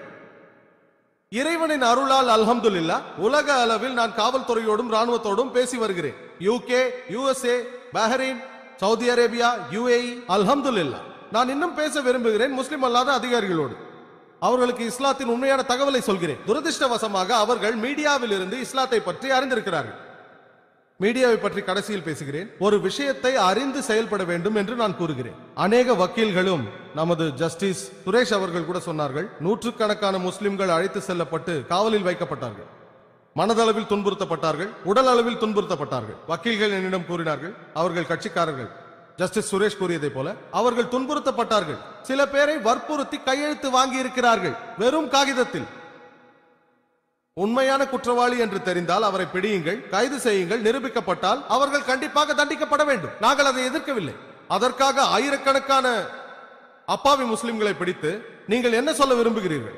10 தீவிரவாதிகளை பிடிப்பதற்காக அனாவசியமாக வற்புறுத்தி 1000 அப்பாவி முஸ்லிம்களை வதை செய்வீர்களா? இப்படி நீங்கள் செய்தால் பிடிப்பது 10 தீவிரவாதிகளை அல்ல, 100 புதிய தீவிரவாதிகளை உருவாக்குகிறீர்கள்.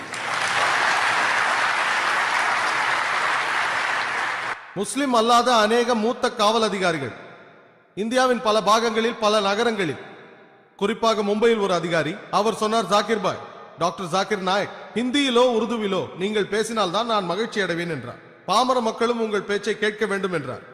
அப்பொழுது பேசவில்லை, சமீபத்தில் தான் நான் பேச ஆரம்பித்தேன்.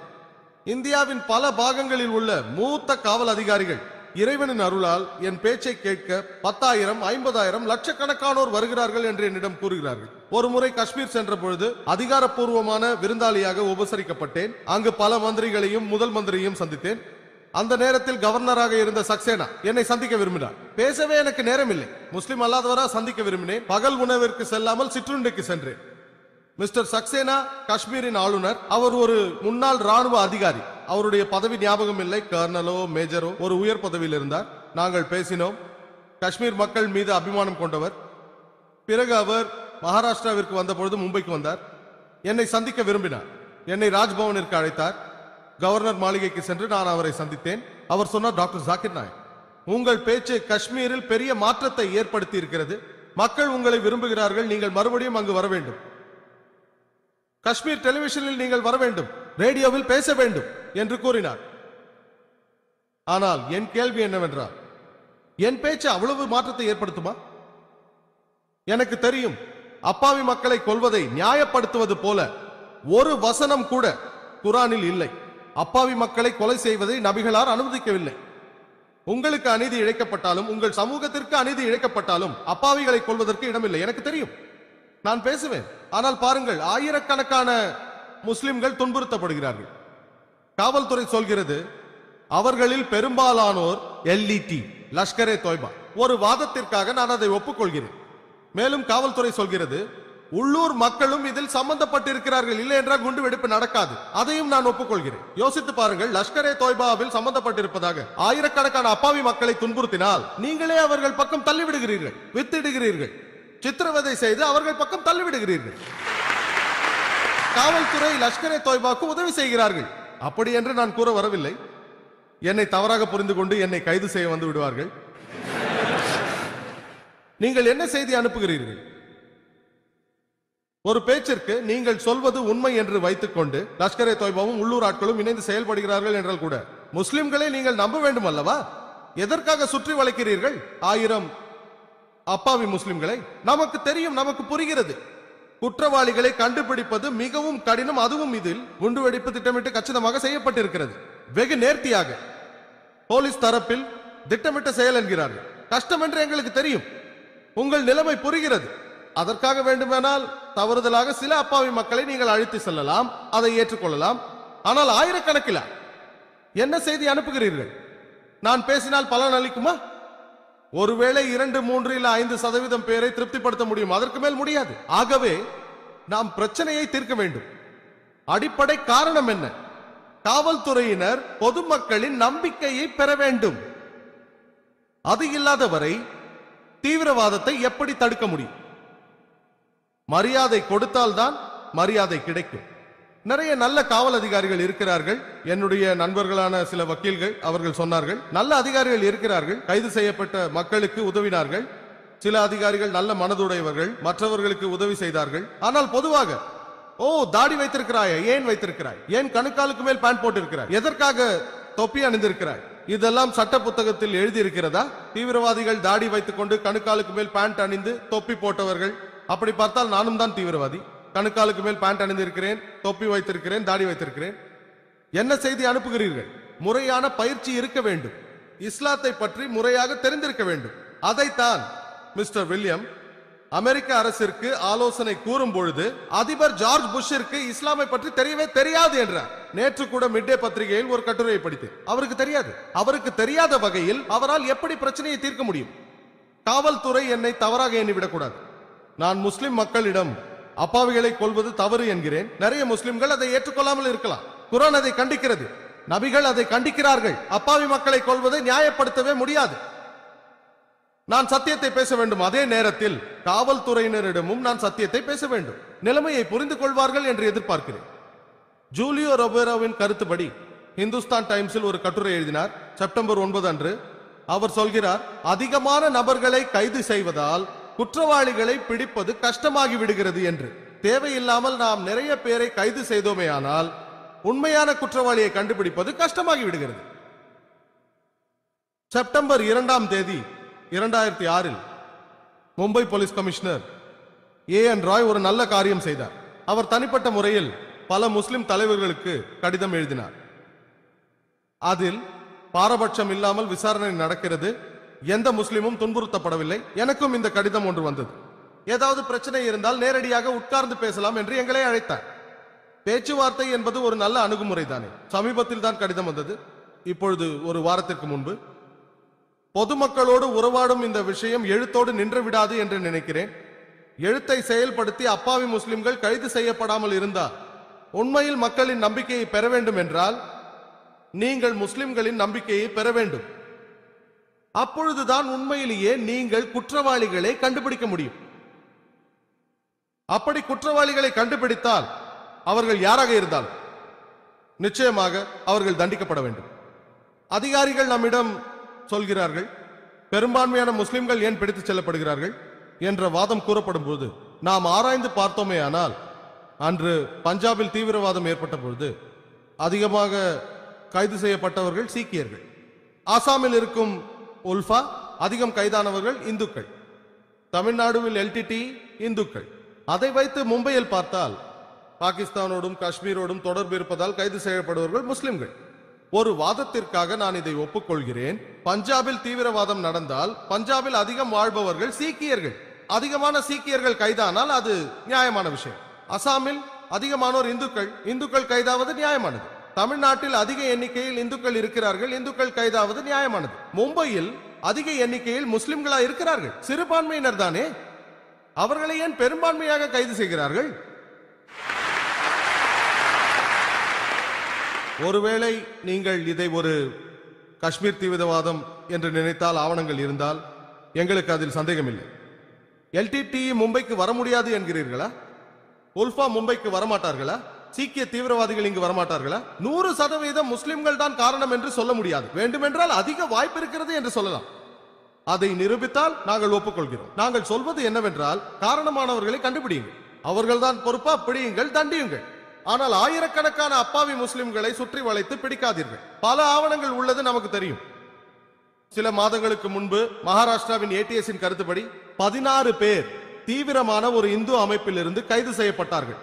அவர்கள் பள்ளிவாசலில் நடந்த 3 குண்டுவெடிப்புகளில் சம்பந்தப்பட்டவர்கள். பர்பனியின் பள்ளிவாசல், ஜல்னாவின் பள்ளிவாசல், பூனாவின் பள்ளிவாசல் 3. பிறகு சமீபத்தில் ஏப்ரல் 6 ஒரு இடத்தில் தவறுதலாக ஒரு குண்டு வெடிக்கிறது. தவறுதலாக குண்டை தயாரித்துக் கொண்டிருந்த பொழுது அது வெடித்து விட்டது. அதில் 4 பேர் இறந்தார்கள், 11 பேர் காயமுற்றார்கள். அதை விசாரித்த பொழுது அதில் சம்பந்தப்பட்டிருந்தவர்கள் அதே தீவிரமான இந்து அமைப்பை சேர்ந்தவர்கள் தான். அதை விசாரித்த பொழுது அவர்கள் திட்டம் என்னவென்றால், சீக்கியர்களை போல் வேஷம் அணிந்து பள்ளிவாசல்களை தாக்குவது. இது 4 நடந்தது. சீக்கியர்களுக்கும் முஸ்லிம்களுக்கும் ஒரு பிரச்சனை இருந்தது. ஒரு சீக்கிய பெண் முஸ்லிம் பையனை மணந்தால் இந்த பிரச்சனையை சாதகமாக்கி கொண்டார்கள். அதனால் சீக்கியர் போல் வேடம் அணிய திட்டமிட்டார்கள். இந்துக்கள் தொப்பி அணிந்து தாடியும் வைத்துக் கொண்டு தாக்கிய சம்பவங்களும் உண்டு. அதனால் 100% முஸ்லிம் தான் என்று சொல்ல முடியாது. அதிக வாய்ப்புகள் இருக்கலாம், இல்லை என்று சொல்லவில்லை. சமீபத்தில் சிறிது நாட்களுக்கு முன்பு வெள்ளிக்கிழமை செப்டம்பர் 8 மாலேகாவில் 4 குண்டுவெடிப்புகள் நிகழ்ந்தன. ஒன்று பள்ளிவாசலுக்கு வெளியே, ஒன்று இடுகாட்டிற்கு வெளியே. அதில் 35 அப்பாவி முஸ்லிம்கள் கொல்லப்பட்டார்கள், 100க்கும் மேற்பட்டோர் காயமடைந்தார்கள். இதிலும் சந்தேகத்திற்கு ஆளானோர் எல்இடி இருக்கலாம், நிச்சயமாக கூற முடியாது. யோசித்து பாருங்கள், இதெல்லாம் ஒரு திட்டம். பெயரை வைத்து விளையாடுவார்கள். அமெரிக்காவிற்கு சென்றால் அங்கு அல் கைதா, இந்தியாவில் எல்இடி. டிஎன்ஏவில் வந்த ஒரு கட்டுரையின் கருத்துப்படி செப்டம்பர் 6 ஜோசப் என்ற ஒரு அயல் நாட்டு பத்திரிகையாளர் சொல்கிறார், நீங்கள் ஒருவரை ஒருவர் குற்றம் சாட்டிக் கொண்டே போனால் கவனம் சிதறி உண்மையான குற்றவாளியை கோட்டை விட்டு விடுவீர்கள். முறையான விசாரணையை நடத்துங்கள். குற்றவாளி பிடிபட்டால் அவரை தண்டியுங்கள். அவர் யாராக இருந்தாலும் சரி, தீவிரவாதி முஸ்லிமோ முஸ்லிம் அல்லாதவரோ, காஷ்மீரை சேர்ந்தவராக இருந்தாலும் சரி, பாகிஸ்தானியாக இருந்தாலும் சரி, உல்ஃபாவோ எல்டிடியோ, அவர்கள் சம்பந்தப்பட்டிருக்கிறார்கள் என்று நிரூபிக்கப்பட்டால் அவர்கள் தண்டிக்கப்பட வேண்டும். நான் எந்த தீவிரவாத செயலையும் ஆதரிக்கவில்லை, நிச்சயமாக இல்லை. ஆனால் நீங்கள் உண்மையை கண்டுபிடிக்க வேண்டும் என்றால் இது முறையாக செய்யப்பட வேண்டும் என்று உங்களுக்கு தெரிய வேண்டும். அதற்கு மக்களுக்கு உங்கள் மீது நம்பிக்கை வர வேண்டும். இன்னொரு முக்கிய காரணம் என்னவென்றால் மீடியா. அரசியல்வாதிகளால் கட்டுப்படுத்தப்படும் மீடியா. இதை குறித்து நாம் ஜாக்கிரதையாக இருக்க வேண்டும். இந்த மீடியா எல்லாவற்றையும் மாற்றக்கூடியவர்கள். கருப்பை வெள்ளையாக்குவார்கள், இரவை பகலாக்குவார்கள், ஹீரோவை வில்லனாக்குவார்கள், வில்லனை ஹீரோவாக்குவார்கள். இதை நாம் அடிக்கடி காணலாம். என் டேப்ஸை பாருங்கள், நிறைய உதாரணங்கள் இருக்கின்றன. ஆனால் இந்தியாவில் அதிர்ஷ்டவசமாக மிக பிரபலமான மீடியா அரசியல்வாதிகளால் கட்டுப்படுத்தப்படவில்லை. இந்த மீடியா உண்மையான செய்திகளை கொடுத்தது என்று நமக்கு தெரியும். குஜராத் கலவரமாக இருந்தாலும் சரி, 93 நடந்த மும்பை கலவரம், இன்றைக்கும் கூட அப்பாவி முஸ்லிம்கள் அவதிப்படுவதை செய்தித்தாள்களாக இருந்தாலும் சரி, நியூஸ் சேனல்ஸ் உண்மையிலேயே என்ன நடந்தது என்று இவர்கள் சொல்லி இருக்கிறார்கள். 100% இல்லாவிட்டாலும் சில நேரங்களில் அவர்கள் பரபரப்பான செய்திகளில் கவனம் செலுத்துவார்கள். செய்தி வரும்போது அதை பிரசுரித்து விடுகிறார்கள். அதை சரிபார்ப்பதே இல்லை. ஆனால் ஒட்டுமொத்தமாக நாம் ஒப்புக்கொள்ள வேண்டும், மீடியா நியாயமாக செயல்படுகிறது. நான் முஸ்லிம் அல்லாத மீடியாவை பற்றி பேசுகிறேன், முஸ்லிம் மீடியாவை பற்றி பேசவில்லை. நடந்தது என்ன? அவர்கள் நியாயமாக உண்மையை சொல்லி இருக்கிறார்கள். ஆனால் அரசியல்வாதிகள் கட்டுப்படுத்தும் மீடியாவிடம் நாம் ஜாக்கிரதையாக இருக்க வேண்டும். நமது இந்திய நீதித்துறையை பொறுத்தவரையில் ஒரு அப்பாவி இந்திய பிரஜை, குறிப்பாக பாதிக்கப்பட்ட முஸ்லிம், அவர்களுக்கு இந்திய நீதித்துறையின் மீது நம்பிக்கை இருக்கிறது. ஒரு சிலர் ஊழலில் ஈடுபட்டிருக்கிறார்கள் என்று எல்லோருக்கும் தெரியும். ஆனால் பெரும்பாலான நீதிபதிகள் நேர்மையானவர்கள், நியாயமானவர்கள், உண்மையானவர்கள். இந்த நீதிபதிகள் அரசியல்வாதிகளின் பாதிப்பில்லாமல் இருக்க வேண்டும். எனக்கு தெரிந்து இதுவரை அநேக நீதிபதிகள் அரசியல்வாதிகளை பற்றி கவலைப்படுவதில்லை. ஆனால் ஒரு முறை அரசியல்வாதிகள் நீதித்துறையை கட்டுப்படுத்த ஆரம்பித்து விட்டால் இறைவன் தான் இந்த நாட்டை காப்பாற்ற வேண்டும். இருப்பினும் நமக்கு நீதித்துறையின் மீது நம்பிக்கை உள்ளது. இருப்பினும் முடிவாக அநீதிதான் தீவிரவாதம் உருவாவதற்கு காரணம் என்று நமக்கு தெரிந்திருப்பதால் ஒரு சில மக்களுக்கு தீங்கிழைக்கப்படுவதால் தீவிரவாதம் உருவெடுக்கிறது. அதை நிறுத்த வேண்டும். எப்படி நிறுத்துவது? முதல் கட்டமாக அரசியல்வாதிகள் உண்மையாக இருக்க வேண்டும், நேர்மையாக இருக்க வேண்டும். அவர்கள் ஓட்டு வங்கியை பார்க்க கூடாது, தவறு செய்யக்கூடாது. அவர்கள் உண்மையாக இருந்தால், நேர்மையாக இருந்தால், அவர்கள் பதவியை இழக்க தயாராக இருந்தால் தீவிரவாதம் முற்றிலும் அழிந்துவிடும். இரண்டாவது குறிப்பு, அப்பாவி இந்தியர்கள் அரசியல்வாதிகள் தங்களை தூண்டிவிடும்படி அனுமதிக்க கூடாது. இதனால் தவறுகள் செய்து மற்ற அப்பாவி மக்களை கொல்லக்கூடாது. மூன்றாவது குறிப்பு, காவல்துறையினர் நேர்மையாகவும் நியாயமாகவும் இருக்க வேண்டும். யாராவது பாதிக்கப்பட்டால் அவர்களுக்கு பாதுகாப்பு அளிக்க வேண்டும். அரசியல்வாதிகளின் பகடைக்காயாய் பயன்படக்கூடாது. எனக்கு தெரியும் சில நேரங்களில் நீங்கள் டிரான்ஸ்பர் செய்யப்படலாம். ஆனால் ஒவ்வொரு காவல்துறையினரும் நேர்மையாக இருந்தால் டிரான்ஸ்பரில் வரும் காவல் அதிகாரியும் நேர்மையாக இருப்பார். அப்பொழுது அரசியல்வாதிகள் என்ன செய்வார்கள்? 100% காவல் அதிகாரிகள், நான் எல்லோரையும் குற்றம் சொல்லவில்லை, என்னை தவறாக எண்ணி விடாதீர்கள். அநேக காவல் அதிகாரிகள் நேர்மையாக நடக்க ஆசைப்படுகிறார்கள். ஆனால் அரசியல்வாதிகளின் தலையீட்டால் டிரான்ஸ்பர் செய்யப்படுவோம், துன்புறுத்தப்படுவோம் என்று பயப்படுகிறார்கள். காவல் அதிகாரிகள் எல்லோரும் ஒன்று சேர்ந்து நேர்மையாக இருப்போம் என்று முடிவு செய்தால், உங்களை டிரான்ஸ்பர் செய்தால் வரப்போகும் புது அதிகாரியும் நேர்மையாக இருப்பார். நீங்கள் இப்படி நடந்தால் அநீதி என்னும் இந்த பிரச்சனையை நாம் நிறுத்திவிடலாம். இறுதியாக, ஆனால் முக்கியமாக, மக்கள் தங்கள் கையில் சட்டத்தை எடுத்துக் கொள்ளக்கூடாது. ஒரே மதத்தை சார்ந்திருந்தாலும் தவறு செய்திருந்தாலும் கூட அப்பாவி மக்களை கொல்லக்கூடாது. இதை உறுதியாக எடுத்துக்கொண்டு அநீதி இழைப்பதை தடுக்க நாம் நினைத்தால் கண்டிப்பாக இந்தியா ஒரு சிறந்த நாடாக இருக்கும். நாம் நினைத்ததை போல் வரப்போகும் 2020 இந்தியா வல்லரசாக விளங்கும். அனைத்து இந்துக்களும் முஸ்லிம்களும் ஒற்றுமையாக அன்போடு பாகுபாடு இல்லாமல் வாழ்ந்தால், கருத்து வேறுபாடுகள் வரலாம், வித்தியாசங்கள் இருக்கலாம், அதோடு நாம் வாழ்வோம். ஆனால் ஒருவரை ஒருவர் அன்பு செய்வோம், அமைதியாக வாழ்வோம், ஒற்றுமையாக வாழ்வோம். இந்தியா எப்பொழுதும் வல்லரசாக விளங்கும். தேசத்தந்தை மகாத்மா காந்தி கூறியிருக்கிறார், இந்தியா சிறந்து விளங்க வேண்டும் என்றால் ஹசரத் உமரை போல நேர்மையான நியாயமான ஒரு ஆட்சியாளரால் ஆட்சி செய்யப்பட வேண்டும். இறைவனின் சாந்தி அவருக்கு உண்டாகட்டும். மகாத்மா காந்தி நம் தேச தந்தை கூறியிருக்கிறார், ஹசரத் உமரை போல நேர்மையான நியாயமான ஒரு ஆட்சியாளரால் ஆட்சி செய்யப்பட வேண்டும் என்று. இறைவனின் சாந்தி அவருக்கு உண்டாகும். அவர் ஒரு நேர்மையான மனிதர். நீதி என்று வந்தால் முஸ்லிம் அல்லாதவர் என்று பார்ப்பதில்லை. நீதி மட்டுமே அவருக்கு முக்கியமாக இருந்தது. அதனால் அவருக்கு அல் ஃபாரூக் என்ற பெயரிட்டார்கள். உண்மையையும் பொய்யையும் பிரித்தெடுக்க கூடியவர் என்று பொருள். நான் பேச்சை ஆரம்பிக்கும் பொழுது குர்ஆனில் இருந்து சூரா அல் இஸ்ரா அத்தியாயம் 17 வசனம் 81 இருந்து ஆரம்பித்தேன். वकुल जाल हक वज़ाकल बातिल इन्नल बातिल कान ज़हूका. சத்தியம் வந்தது, அசத்தியம் அழிந்தது, அசத்தியம் அழிந்தே தீரும். அசத்தியம் என்பது இயற்கையாகவே அழியக்கூடியது. டாக்டர் ஆடம் பியர்சன் கூறிய கருத்தை கூறி என் பேச்சை முடித்துக் கொள்ள விரும்புகிறேன். அணு ஆயுத சக்தி அரேபியர்கள் கையில் ஒரு நாள் சிக்கக்கூடும் என்று பயப்படும் மனிதர்கள் ஒன்றை மறந்து விடுகிறார்கள். இஸ்லாமிக் பாம் ஏற்கனவே போடப்பட்டு விட்டது. தீர்க்கதரிசி முகமது நபி அரேபியாவில் பிறந்த அன்றே அது போடப்பட்டு விட்டது. वाखिर दावाना अल्हम्दुलिल्लाहि रब्बिल आलमीन.